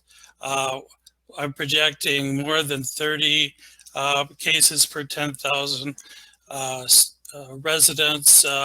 And then actually, if we continued to the winter break at this kind of rate, we might get up over 40. So we're very concerned that this would be a risky time to make model movement, and wanted to share at least one picture of what it could look like. I'll turn it back to Dr. Mitchell. Thank you for that. So that just gives a little bit more information about some of those dashboard metrics that you saw specific to the COVID data. I think next we're moving into a little bit more information around supporting all learners in high quality learning. And that will be Andy Kubis, I believe. You are correct, Dr. Mitchell. Hello again. Dr. Hesed, thanks for that information. And so regardless of models, people have been working really, really hard for a long time trying to figure out how to crack this nut, if you will, called hybrid. And so as was alluded to earlier, teams of teachers and administrators worked this summer to come up with a model. And then since we've iterated a couple different times trying to think about, as the superintendent referenced, what are other school districts doing? What are their successes? Where are they stumbling? And what can we learn from them? And then also people are interpreting their numbers differently. However, given all that, we continue to meet. We continue to work together to try to figure out solutions. And so I wanted to bring just a couple things that are coming up, pardon me, that are coming up as we continue to plan for what's going to be happening in the future. And so two things that rose up is, one is we're really interested and started the opportunities of adding more time in an after-school format. I know that Dr. Mitchell referenced that. And so bringing students in who need support in an after-school way, making sure that they have access to the school to get the help that they need. We want to make sure that regardless of what happens, that we have an ability to meet the needs of struggling students, whether that be in an academic or social emotional way, that we have that happening. And so the middle school principals, and I know after me, Brian Ingeman's going to be here, he could talk to you a little more about the details of that, but have begun to look at ways to get students, middle school students in the buildings to be able to help them in this format. The second thing that I'd want to address is that we have heard from our families, from students, and from teachers as well, the adding more face-to-face instruction time to the student schedule. And I know that the middle school principals and the teams have looked at that, discussed it on various different levels. And I want to say that just doesn't mean synchronous time, although that's part of it as well. Adding more synchronous time is something that we're looking at. At the same time, if you recall, when the distance learning schedules came out, one of the comments that we were receiving was, wow, there seems to be a lot of space there in between the synchronous meets. And those have since been filled in by teachers and students who are meeting independently or in small groups to provide support. And so at our house specifically, I know that our two boys are meeting and using that time to get the help that they need. And I know that many of our students and families are doing the same thing. And so how would we do that in a more coordinated way? How can we look at schedules to make sure that we're leveraging the time into our core classes, making sure that we're getting more face-to-face time? Again, whether that's in a synchronous all group format or independently, but making sure that we have students there and that they're engaged. And so again, these teams continue to meet.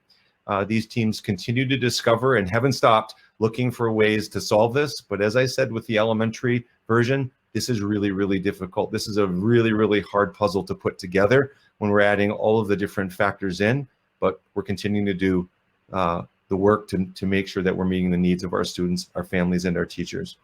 With that, I'll turn it over to Brian Ingeman, who's going to talk a little bit more about the models that will be coming up. Brian?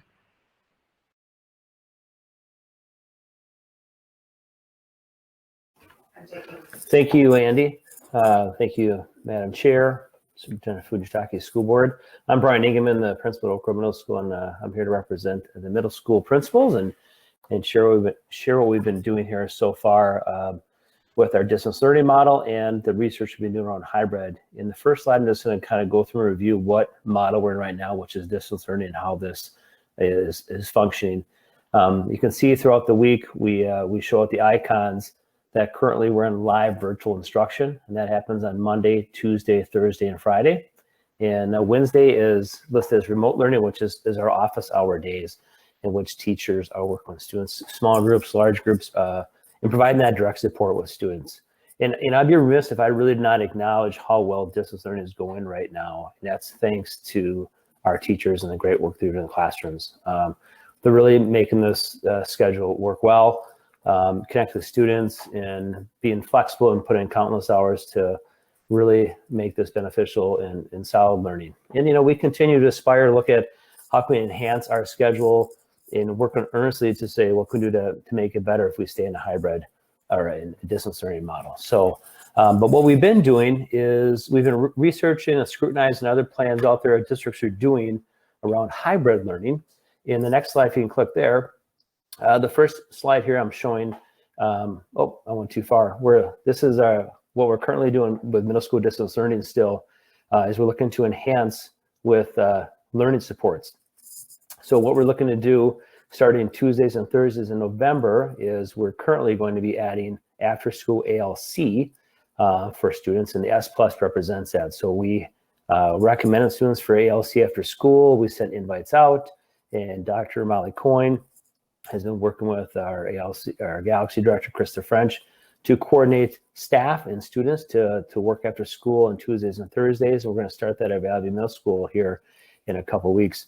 But we're looking to enhance our current model right now with the learning supports after school in our distance learning model. So right now we know that's something in place, and we continue to look at, again, ways to enhance our model if we stay there in distance learning. All right, on to hybrid version 1. So this is the original plan we put forth in the fall and August and shared that if we went to hybrid, this is our plan. Much like the elementary, we're going to have students in cohorts 1 and 2, which met on Mondays and Thursdays, and indicated by the key down below. The schoolhouse shows that they're in the school that day. Cohort 2 would be in school on Tuesdays and Fridays, indicated by the schoolhouse. And the distance learning students would be doing remote learning Monday, Tuesday, Thursday, Friday, and we had Wednesday set aside as a live virtual instruction day. So this had students lined up for 2 days of in-person learning and the other days working independently at home asynchronously. So that was middle school hybrid version 1. That's where we landed the summer. We had a hybrid committee that's made up pretty much of teachers with some administration as well too to support that group. But that is the plan we landed on in terms of if we're going to run it a hybrid version. But again, we go to the next slide now. We've been, again, looking at other plans and scrutinizing what other districts are doing to find what's working from the perspective of the principals and teachers. And we looked at versions, how to enhance if we went to a hybrid model. So what we're looking right now, the hybrid committee has been looking at as a model, which we call version 2. Again, using the key down below, has now students coming in on one day. So cohort 1 hybrid students would come in on Monday, and then on Tuesday, they would have remote learning day and 3 days of live virtual instruction. We call that asynchronous when we talk about the live virtual piece. Cohort 2 would be home on Mondays, remote learning. Tuesday would be their in-school day indicated by the schoolhouse with 3 days of the live virtual instruction. And our distance learning students would then be doing independent remote learning for 2 days, and they would sync up with everyone Wednesday, Thursday, Friday for the live virtual instruction. This would lead to 1 day of in-person learning, but give us the balance of the students at home that are choosing to stay in distance learning, while some students are choosing to be in hybrid, and kind of give us a balance so the teachers can manage the workload of working with the students face-to-face that come to school, but also working with the students independently that are at home those other days. So that's middle school hybrid version 2. Now middle school version hybrid 3 what we did here, the only difference is now Wednesdays, we're looking at is actually keeping that as a remote learning day and provide that office hour piece. We're doing well.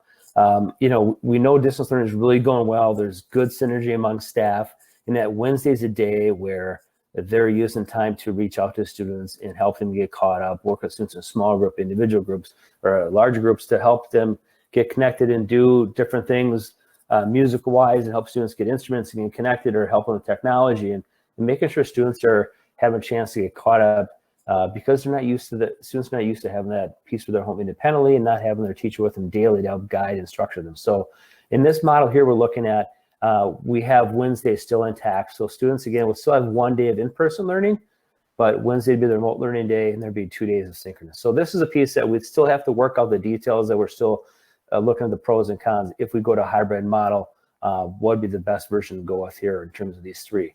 But we find benefits to all of these, and we'll continue to work with our hybrid committee that's made up of teachers, and work with administration as well to make sure we make the best decision for all of our students and staff.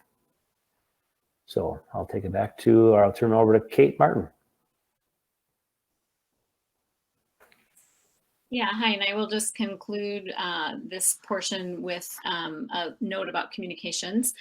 If the board, or if and when the board were to make a decision to shift to hybrid, we would deploy a parent preference survey, and that needs to be in the field for about a week to give parents time to indicate their preference of moving, whether they would be coming into hybrid at the middle school level or continuing to stay in distance learning.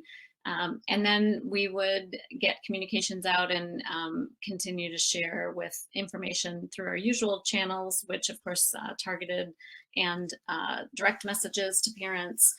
We have the Return to Learn guide, which can be found on the Return to Learn page on the website. And then we also utilize news announcements on the website, which push out to parents through and students through the hub and our social media channels. Thanks. Thank you, everyone. Sure, Superintendent?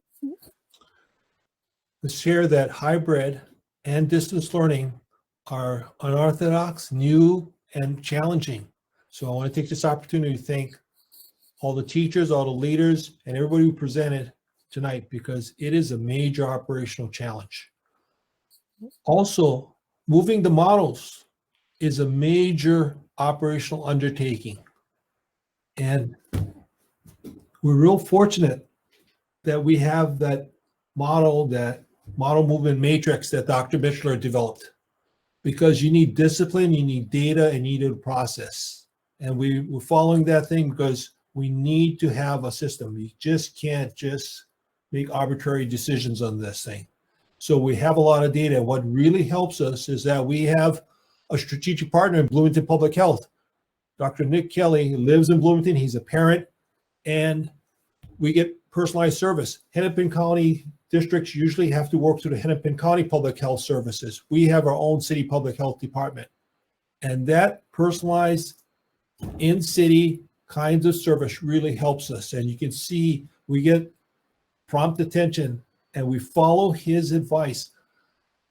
I think Hannah Hatch earlier mentioned that some districts aren't always following the protocols from the state and the health departments. We are, because safety is number one. So we follow Nick Kelly's advice, Hannah Hatch's advice, and we follow the guidance from the state. So right now the concerns is that if we were to talk about making a shift to hybrid from distance learning, it'll take us probably 3 weeks to operationalize that shift for transportation, food service, everything else. Based upon the way the trends are going, it looks as though we're going to be hitting according to the guidelines, in the category of distance learning. So even if we agreed to move to hybrid, I'm not sure in 3 weeks where we'd be. The trend looks like we would be in a distance learning category. Does everybody follow? Do the board members follow that? Pretty clear right now. That's the way it is. So before I open up for discussions, Chair Corbin, I'd like to call on Dr. Anderson, Jefferson High School principal, to talk about the high school model movement and what their plans are. Yes, good evening. Thank you, Superintendent, Madam Chair, members of the board, viewing public. For the high school, just real quick, the lion's share of focus has been on elementaries and the middle schools based on their timeline. So the high schools are currently, high school teams are undergoing review and are processing how we would approach a hybrid return plan. We would be prepared to have a full presentation ready for you at the November school board meeting for your review and approval at that time. So not a ton from me at this point in time, but we are working very hard on it. Just the way the timelines worked out for the various levels puts us at where we're at. And that would be the November 9th board meeting, right, Dr. Anderson? Yes, correct. Thank you. Chair Corman, I'll turn it back to you, please. Thank you, Superintendent, and thanks to all of our presenters tonight. Board members, questions, comments? Director Bennett. It's been a long day. Yeah, so based on this presentation from our doctors here, does administration have a recommendation with regards to movement model for middle school at this time? Yes, I do. I'd suggest that we stay in distance learning, and when we re-meet on November 9th, we revisit the decision again when we talk about high school. Okay, thank you.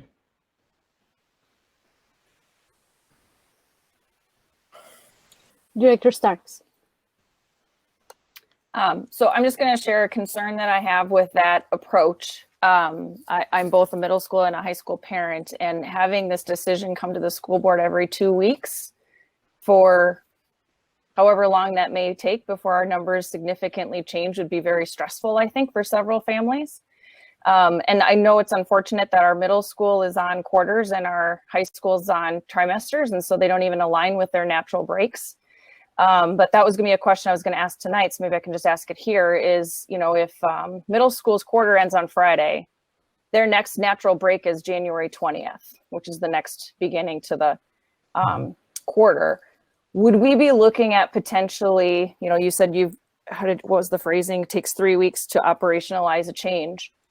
Knowing that the next break is in January, are we as a school district interested in making decisions with dates set several weeks or months in advance, knowing that since it's a natural break, it might be easier for students, families, and parents to make those changes? Right. I'll call on Principal Engelman. Can you handle that question, please?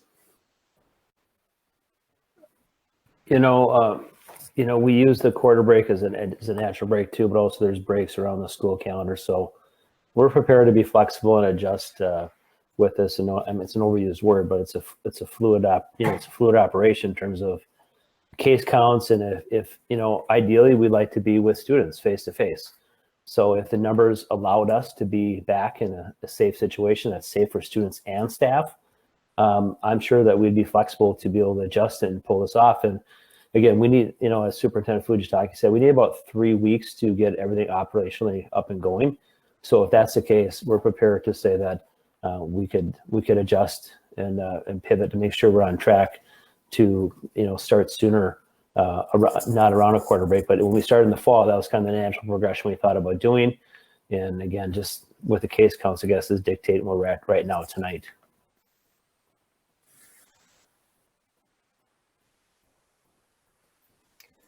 Thank you. Director Sorum.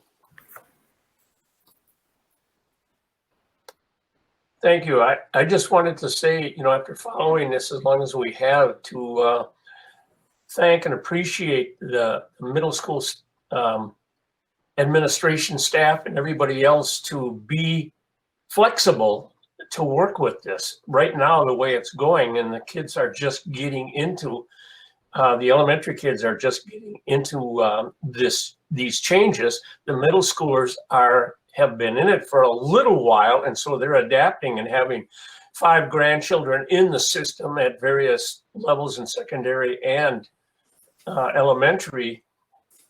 They're adjusting fine, a freshman and a senior at Jefferson.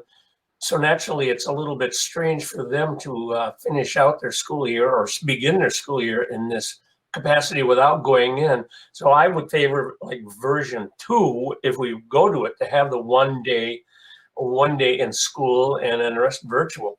But it just we're really grateful, the board, on behalf of the board or myself, we're really grateful that the teams are in place to do all of this sharing and understanding about what is needed to do it. But I think, as we talked about, the January timeframe would probably suit parents and students well.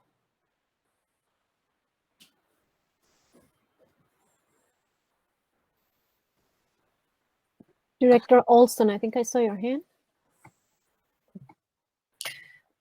Yes, so this is just more of a comment. I did have a question, but it was answered by Superintendent Fujitaki, because I was going to say that with the largest school district in the state, moving from hybrid to distance learning, what is different about our district that we would do the opposite, but it sounds like the differences that we have Nicholas Kelly to refer to. But yeah, I feel very strongly about sticking with distance learning, because a virus needs a host to survive, and without hosts it will go away. And I would like to take this opportunity to ask that the public join us, because we're in a fight for public health and we need to knock this virus out. This is a fight. We need to knock it out, and the only way we can do that is to even think about going back to school as normal is to take this virus seriously. And I'm really hoping that the community will join us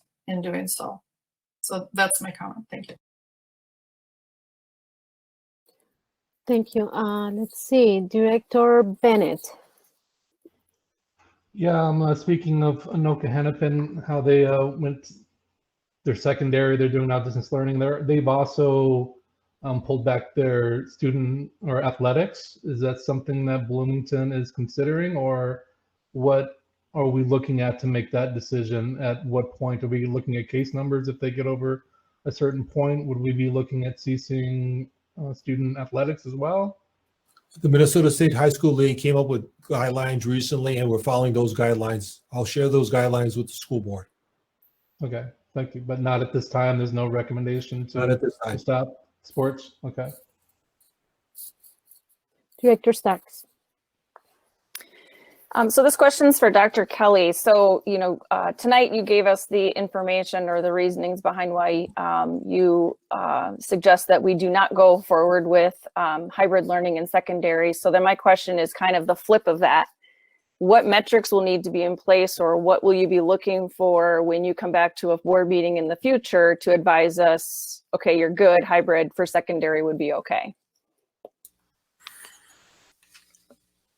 Board Member Starks, one of the things we'd really look for is, as it's been articulated tonight, you look for these parameters, these baselines. And so as we see case numbers change in the community, we're looking at that and communicating with the district on a frequent basis about what's going on in our community. And so once we hit that 30 threshold, it sets a parameter for we need to move down a different direction.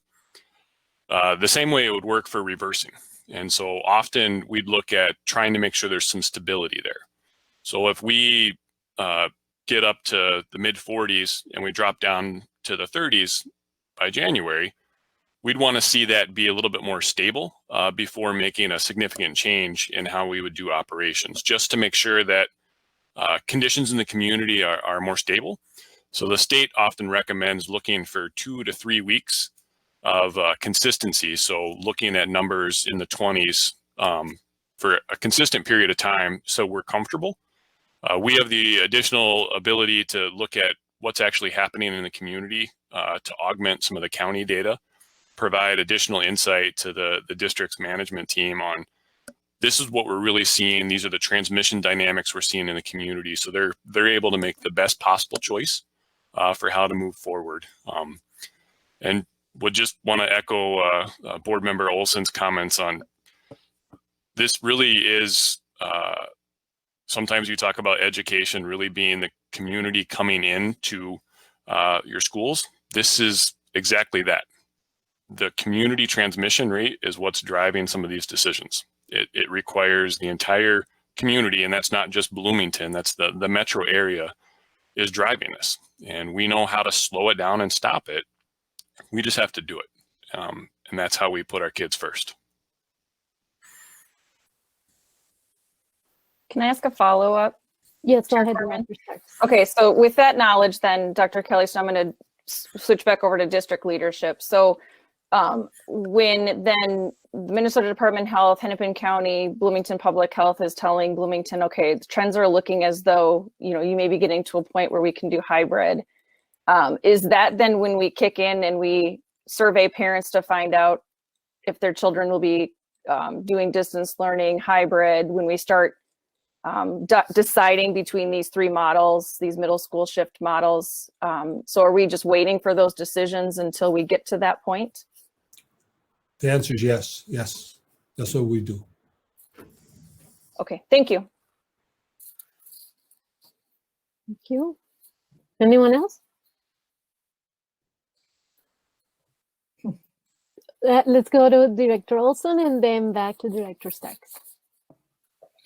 Okay, so we've heard a lot from teachers about, you know, the pros of distance learning too, and a lot of that is the consistency, the structure, the single focus with the schedule and the routine, and a lot of there is concern about, you know, juggling schedules, the hybrid schedule for middle schoolers. So, you know, I'd like to point that out, that that the distance learning, it took a while, but everybody's, you know, gotten into this routine and it's well established. And so I don't know if we would consider just sticking with it and not revisiting this after the holidays, when people are you know, the spread is likely going to be going up because of families gathering, and it's viral season. We haven't even experienced that. We're just going, you know, we're going head first into viral season where people have colds, and so I'm just wondering about that. And again, it just goes back to not offering host to the virus. I think we're going to see that for every class that we open up, we're just offering more hosts for it to spread. And so I'm just wondering if we would consider just sticking with the distance learning and just really locking down.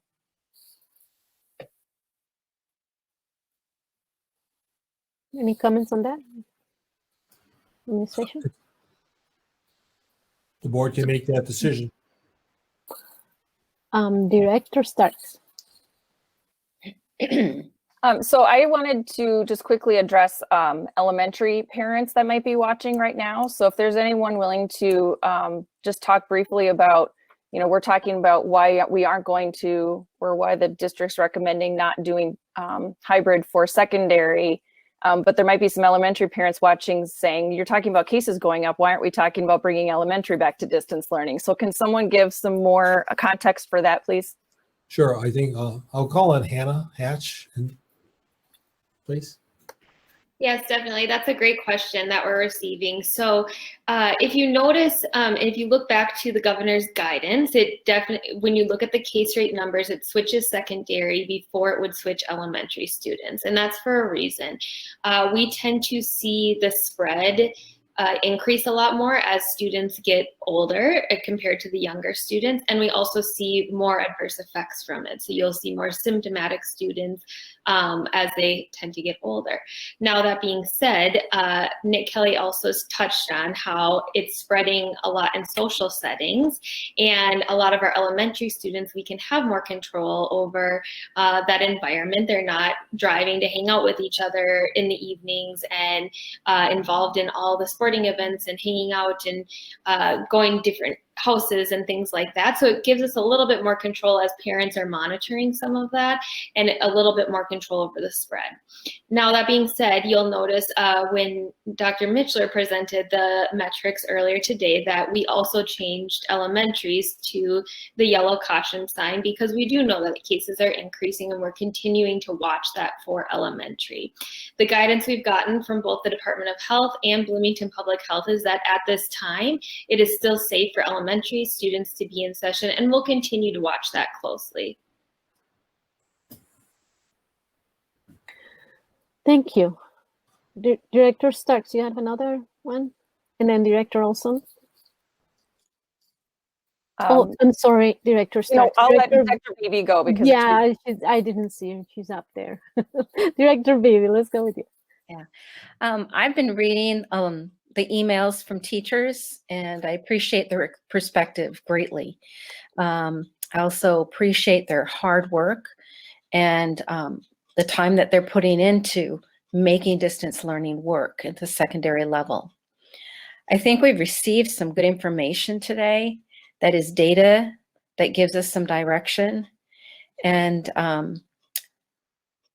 based on what the teachers have said about the consistency and even how they are improving as teachers in presenting things distance learning wise, I am thinking along with Maya, Director Olson, about the need to just keep that momentum going and not having another disruption, and keeping our students through January, especially after there's been time for the holiday contacts to settle down, all those germs, to revisit it.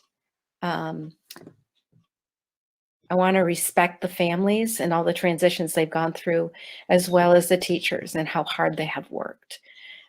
So given the data that has been presented tonight, I am more wanting us to consider, just continuing on with the distance learning in the secondary level. Thank you. Chair Corman, I want to go back to Director Starks's question about elementary. I want to give a cautionary heads up to everyone that as there's cases coming into our schools, sometimes staff needs to be quarantined for safety reasons. We have some services that are mission critical, such as transportation.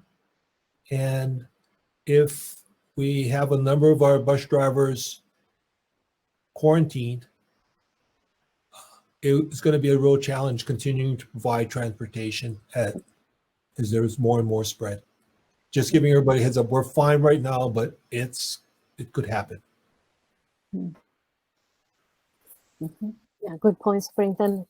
Thank you. Director Starks. So I had a question for either Dr. Kelly or Ms. Hatch. Have there, since the last time that we met, so either it was like end of September or even before the school year started, has there been any significant changes from guidance from either the Minnesota Department of Health or the CDC that's changed the definition of close contact, or has changed, whether or not how long students can be on buses together before they're considered a close contact? And if so, can you share some of those with us? Yes, I can take that. That's a very good question. So there has been some change in guidance as we learn more about this virus and how it spreads and how it's impacting people. I can't recall exactly when that came out. It may have been around the last time we met, but there have been some changes in recommendations. So one big change that you probably heard about in the news recently was a close contact is no longer just considered within 6 feet for 15 minutes. They're also looking at a cumulative of 15 minutes. So were you having short periods of time together? Were you close to someone for 10 minutes and then later on close with them again? And the reason this change was made, we actually have been functioning in this for a little while when considering who to quarantine based on the recommendations from the Minnesota Department of Health, but recently the CDC just made that change in their definition. The reason for that change is, the virus doesn't know a number and an exact distance in how it spreads. These are all just estimates to help keep people safe. So what they were finding is sometimes they would make a judgment call to quarantine someone, but they'd say, wait a second, I was around that person for 12 minutes, not 15 minutes. And and just trying to explain and help people understand that the virus doesn't know an exact time limit. And so we do our best to determine that close contact based on the recommendations, but we are considering cumulative time now. If you're coming in and out of someone's close space frequently, what's the air ventilation like in the space you're in? Were you outside? Were you inside? Were you in an enclosed office? Was the door open? Was there an air filter in there? We're asking all those questions to try and help make the best ruling possible as to if someone needs to quarantine or not. In addition to that, the Department of Health saw a huge spread taking place on buses, and we were not in session at this time. This was based on other school districts in the area because, as you can imagine, that is a very enclosed space, and often students are on it for an extended period of time. So one thing that has been impacting us in our transportation department is that if students are riding a bus for 30 minutes or more in an enclosed space, they do ask that you quarantine that bus to be on the safe side because it's an extended period of time in an enclosed area. Now, warmer states have the advantage that they can open windows and get more air ventilation in there to help prevent some of that. Unfortunately, our weather here restricts us in doing some of that as well. Yeah. Okay, well, thank you. Well, it definitely it's good to know that now we have access to more information than we did back in the summer. You know, there's a lot of things that continue to change, and you know, the virus remains alive, thriving. But definitely, it's good to know that we have, you know, we know more about either our learning models or the way that this virus is spreading. And one thing that everybody mentioned, or a lot of people mentioned, was the fact that the community, you know, how kids socialize and how active they are in our community. And that happens inside the school too. It's very different to see the way that the kids are behaving, the little kids, in how they are one group within one classroom versus several kids sharing different classrooms and being exposed to different people. So it's a different kind of interaction. So I think it's pretty clear the direction or where we're staying, right? It seems like. And the only question I have for you, board members, is because Director Beebe and Director Olson brought up this point. It's about revisiting of this. I know that, you know, of course, you know, it's exhausting, it's tiring on the administrators and the principals and the teachers and the parents too, to always think about this, you know, every 2 weeks, what's going to happen now and what kind of arrangements do I need to make now? And the fact that we are at the end of October, knowing that November, it's you know, definitely might not be happening, right? That we can see a change in a positive direction for us and for the families. When it comes to this virus and how it's spreading, then, you know, getting there to January, there's not much left. So I don't know if anybody has any opinions on whether we should revisit this and again in November, or should we come back in January? I totally understand that a lot of our families really want their kids to go back. So I'm really thankful for your patience. But yeah, we have a situation here. So Director Bennett. Well, if we're saying no to middle school right now, I couldn't see a situation where we would say yes to high school in a month from now. So I would rather, you know, our principals and our teachers and our students and our families to all have that, you know, peace of mind of consistency that we're not even going to look at this until, you know, January at the earliest. And really, I would really like to caution that we also look at elementary and not wait too long before we decide to transition that back to distance learning, because these numbers are going to continue to go up. And, you know, if the trends continue, I don't want us to wait till we're at 50 and then say, okay, now we're going to do it. Because by the time MDH tells us we're at 50, that data is already 2 weeks old. So, I mean, that's the biggest problem with how we're making these decisions, is we're operating on 2 weeks old data to make decisions 3 weeks from now, which is a horrible way to make decisions. And I think every board member across the state would agree with me on that. So I mean, that's kind of my recommendation. Let's not look at anything until January, but keep an eye on elementary and not wait too long before we go back to distance learning, because it's going to happen eventually. I'd rather it be sooner rather than later. Thank you.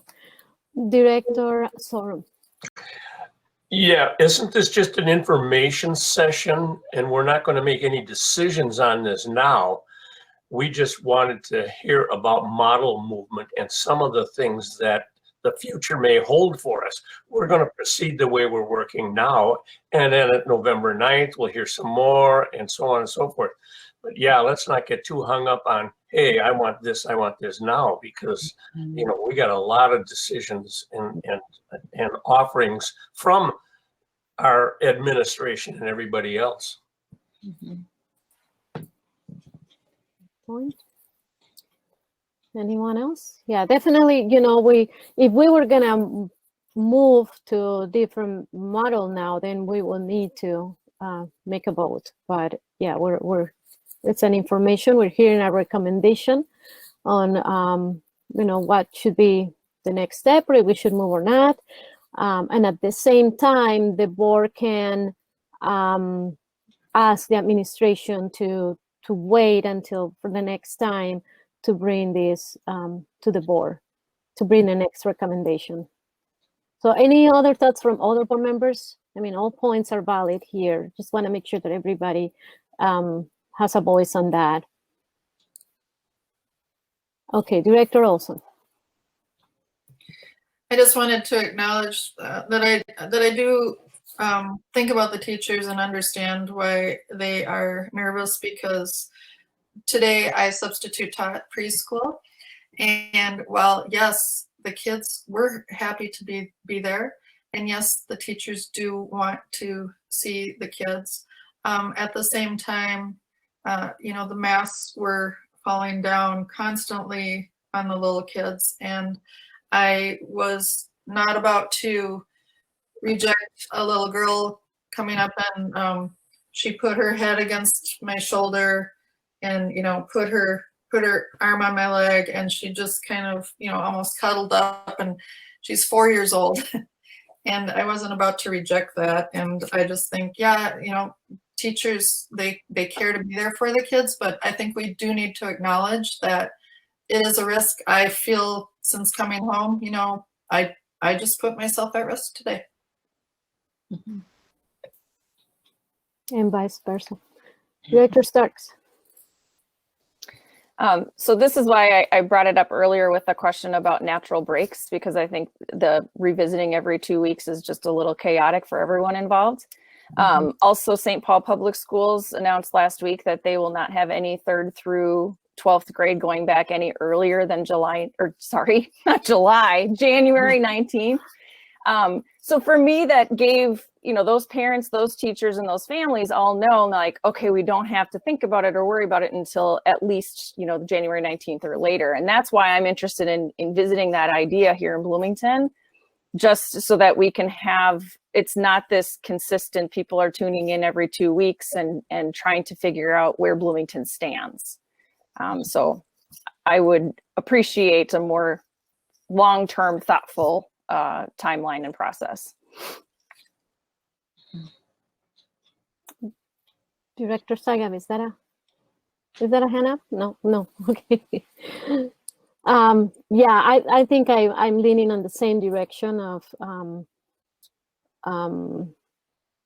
I totally understand the need of going back, and at the same time, the disruption that this causes every single time, like you say, you know, for everybody to be able to plan and just stay steady on one specific task is important too, and that's important too for our own kids, you know, even for the quality of education that we're providing to our kids. Every time that you're trying to think about this, every 2 weeks, or while you're looking also at the numbers, it's another disruption anyway. I know that everybody's professional, and then we work hard on that, you know, having that happen. But so Mr. Holman, my question for you would be, do we need to have a formal vote to ask that to the administration, or how would this work? Any recommendations? You don't have to, because I think it's just been informal so far that the administration's coming back to you every 2 weeks. So, I mean, if you have a consensus, or you as the chair tell the administration that you're not interested in having anything for a month or 2 or 3, you can do that. You might want to make sure you've got the board behind you when you do that. So in that sense, you might want to just check with the board. You don't have to have a formal vote, but you could if you wanted to. Okay, thank you. Yeah, definitely. That's an added decision I'm gonna make on my own. Definitely would be the board. Director Steiger. Now I really do have a hand up. I guess I feel like some of this is, how do I say, misinformation, and people not understanding that this meeting was just to be an update, and all of a sudden stuff was going around that, oh, we were going to be voting this way or whatever. And so I think that no matter how we do it, we need to have a clearer information, because I understood that this was an update and there wasn't going to be a vote. But if the public is thinking every time we get an update that we're voting one way or another, that's what maybe causes people to have anxiety about either way. So perhaps we could figure out, a way to say, these are just updates. There's not a vote, so it's clear to people. Okay, thank you. Good point. Director Starks.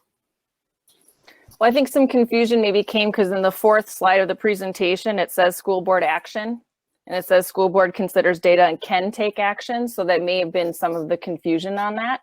I'm just going to make a suggestion. We haven't heard from high school. We're supposed to hear from high school on November 9th. So maybe we wait, we hear from high school, and then, if the chair and superintendent decide or think that having this conversation, in a more robust way is appropriate, then I'm fine with that too. Just a suggestion. Yeah. And Director Bennett. Well, the problem I would see with that is, if we have no intention of going back at high school, I'd really rather not have our high schools focus on a plan of going back. I'd rather them focus their time and energy on improving distance learning instead of looking at switching models. So that's kind of why I think it'd be nice if we could say definitively tonight that we're not even going to consider it until January, because then all of our staff can just take a sigh of relief and focus on distance learning and not worry about, well, now we have to look at high school and maybe we'll switch in high school. So I would really like the idea of not even looking at anything until January. Okay. Well, I'll go. Director Beebe, were you going to say something? No. Okay. Well, I'll take it back to the administration then now. So, Superintendent, do you have any opinions on? Oh, let's go to Director Bennett first. Oh, well, I was just wondering if maybe Dr. Anderson from Jefferson would have would like to chime in on this instead of us just talking about him. Yeah. Himself. Well, yes, thank you, Director Bennett. I don't know if my supervisor was going to pop in there, but obviously this decision is well within the board's authority and purview. There is, I will say, from a neutral perspective, there is a logic in knowing what we're planning for and devoting our work to something that we know is going to be our future, as opposed to crafting. That's sort of what we did in the summer and in the early fall, as far as developing multiple plans for multiple different pathways. That presents its own sets of challenges. So there is certainly a value in having clarity and direction and knowing that we're planning for something that we can count on versus potentialities. But I don't know that I have any more input to weigh in as far as recommendations go, other than clarity in our work's sake. Yeah, thank you. Okay. Superintendent, do you have any suggestions on that? Considering the fact that we had already planned another update, and that's what we had said to the community we were going to do. Go ahead. Right now, we're 25.5 case rate data. We may be at 30 come this Thursday. Not sure. I'm not sure if Nick Kelly's still here. He's been giving us updates. We look like we're trending in that direction. The reason why I suggested the 9th is that we may be at, what happens if there's a vibration and it goes to 31 and it goes down to 29? And I'm not sure if that could happen. It's just that I just thought that we would have firmer data by the 9th, and it would be almost no question. Rick Kaufman keeps telling me we need to be mindful of what parents want, and parents want the kids in school. So do many of our staff and teachers. Nick, please, could you share your thoughts on this, please? You've cautioned us about moving to hybrid, but what about the other way? Yes. So one of the things that we're constantly monitoring and working with the school district on is the reason I showed the board a 7-day running average versus the 14-day is that it's a week less. It gives us a much more close proximity to what's actually happening. So that is what we would look at as more of a more real world driving indicator showing how the projections are happening. So when we start seeing that trend actually start turning or changing direction, that gives us insight of, okay, we likely are going to see our case rate start to fall here in the future. The challenge we're seeing with that is it's not changing, and it is going up. And when you look at the states around us and the upper Midwest, we're heading in a bad direction. That doesn't mean that we're set on heading that direction. Lots of things can change, and it's a dynamic environment. And so that's why we're constantly monitoring it and having the ability to see that change occur. Everybody I know wants to see kids in school. And the challenge with having, especially secondary in school, when you have a case rate like that, is it's going to result in additional cases at the school level and operational challenges because of the lack of predictability and that reality. And it's not our students' faults. They're interacting in a community where the level of viral spread is high enough that general routine interaction is negatively impacting their ability to do in school. And so we're going to keep monitoring it. We're going to keep following it. And every day we're looking at the data and updating our website as we see those cases change. And we see concerning trends or anything on that label that we're monitoring. We're talking to Hannah, we're talking to Rick. We're keeping in touch as this thing's changing because we live here too. We're trying to make this work for our community, just like you are. Mm-hmm. And it's challenging with this dynamic situation and using the standards and the process the state set forward to provide the best educational opportunities for our students. Yeah. Thank you, Dr. Kelly. And I forgot to mention, say thank you to you and the Bloomington Public Health Department, because it's a great asset that we have to be able for our school district to be able to have this close relationship with you and to have that type of information as we make those decisions too. It's very important. So thank you for doing that. And then, yeah, thank you. So we are here today because once again, like Director Saiga said, we were getting an update. We had promised the community that we would come back and revisit and listen to the update. And unfortunately, the way that things are going does not allow us for make a move, a different decision tonight from where we are right now in distance learning at this level. So since we have promised that we would come with an update, I would say, how about we just continue to receive those updates no specific promises that we will be moving, no expectations. We're not here to make a different vote tonight, but just to continue to provide those updates, because what I'm seeing here, I'm hearing more clearly now, is the importance of receiving that data as we move forward. It's about the data too, right now, as we continue either on the current model, or if we decide to make a change, or if we see, a light that can indicate that we might be able to make that change. Is that okay, board members? Okay, Director Sorum said yes. Director Beebe said yes. Director Bennett said yes, and Steigaf said yes. I said yes, and Director Starr said yes. Is that okay? Does this look good, Superintendent? Yes. Okay. Thank you. Yes. Thank you. So we'll continue to receive those updates. Okay. Anything else, Superintendent? That's it. Thank you. Okay. Thank you, everyone. Okay, so let's move into our next part of the agenda. Next, we have board member reports. Does anybody have any reports tonight? I don't hear anyone. I don't see anyone. Oh, Director Beebe. For the past month, I've been taking some professional development with the Minnesota School Board Association. The most recent one was representing your community through policy and engagement. It's exactly what we're involved in right now. But it's just really been practical. It's been helpful. Also, having a training on how to have a more impacting school board was really helpful too.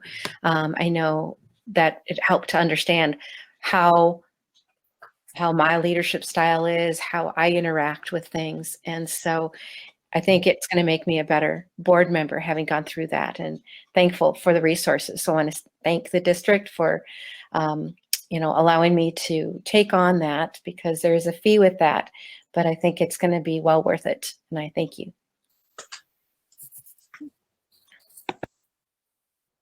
Anyone else? Director Olson. Yes, Director Starks and I also joined in on those workshops, and they were very beneficial. But I just wanted to let the community know, if they are listening, the Education Foundation of Bloomington, is offering, I don't know if the community knows about this, but they are offering a match up until December 31st for donations that will help support students with significant challenges, such as access to reliable internet, food insecurity, or any economic uncertainty that they might be facing during this pandemic. So donors' gifts will be matched, and I would like to ask them to go check out the Education Foundation of Bloomington. Thank you. Director Steigert. I just wanted to add to Directors Olson, they are doing this because, of course, because of COVID, they had to not hold their golf benefit. So this is a way that they can continue to raise funds for students and staff in our community and be safe. So I just want to thank them for their work and finding a way to go forward to still continue raising those funds. And thank you, Director Olson, for mentioning it. Mm-hmm. Thank you. Okay. Anyone else? No? Okay, let's go to Superintendent's report. Superintendent Fujitaki. In the interest of time, I'll just cover two things. First, to congratulate and recognize Jefferson High School seniors for being named National Merit Scholarship semifinalists. I'll name them off: Alexander Carpenter, Benjamin Carpenter, Joseph Carpenter, Amy Wang, and Yang Yang Singh. So congratulations to all of them. And our district received a grant to provide grab-and-go meals for adults in our community. And these adults will be available free through December 30th. And it's to survive adults in our community, whether or not they have children attending our school. The meals can be picked up from 11 a.m. to 1 p.m. Monday through Friday at Kennedy High School, door number 5. So again, these meals are available to adults, whether or not they have children in our schools, 11 a.m. to 1 p.m. Monday through Friday at Kennedy High School, door number 5. Okay, that concludes my report. Sure. Thank you, Superintendent. That's wonderful. Okay, yeah, and then I did have something for my board reports, but it's about one of our the great work that all of our schools are doing a great work. But there's one specific thing that I wanted to highlight about one of our middle schools, but I would like to give it more time. So I'm not going to give it tonight. So the principal knows that it's coming. I think it deserves a bigger recognition than just a board member report. So it's coming soon. Okay, so I think we're at the time of adjournment. So would someone like to move adjournment of meeting? Director Beebe? So moved. Is there a second? Or we don't want to end the meeting. Second. Okay, very good. All those in favor, please remember we have a closed session after this one. All those in favor, please say aye. Director Beebe? Aye. Director Bennett? Aye. Director Olson? Aye. Director Sorum? Sorum, aye. Director Starks? Aye. Director Steigav? Aye. And Corman, aye. This meeting is adjourned. That was loud. Thank you, everyone.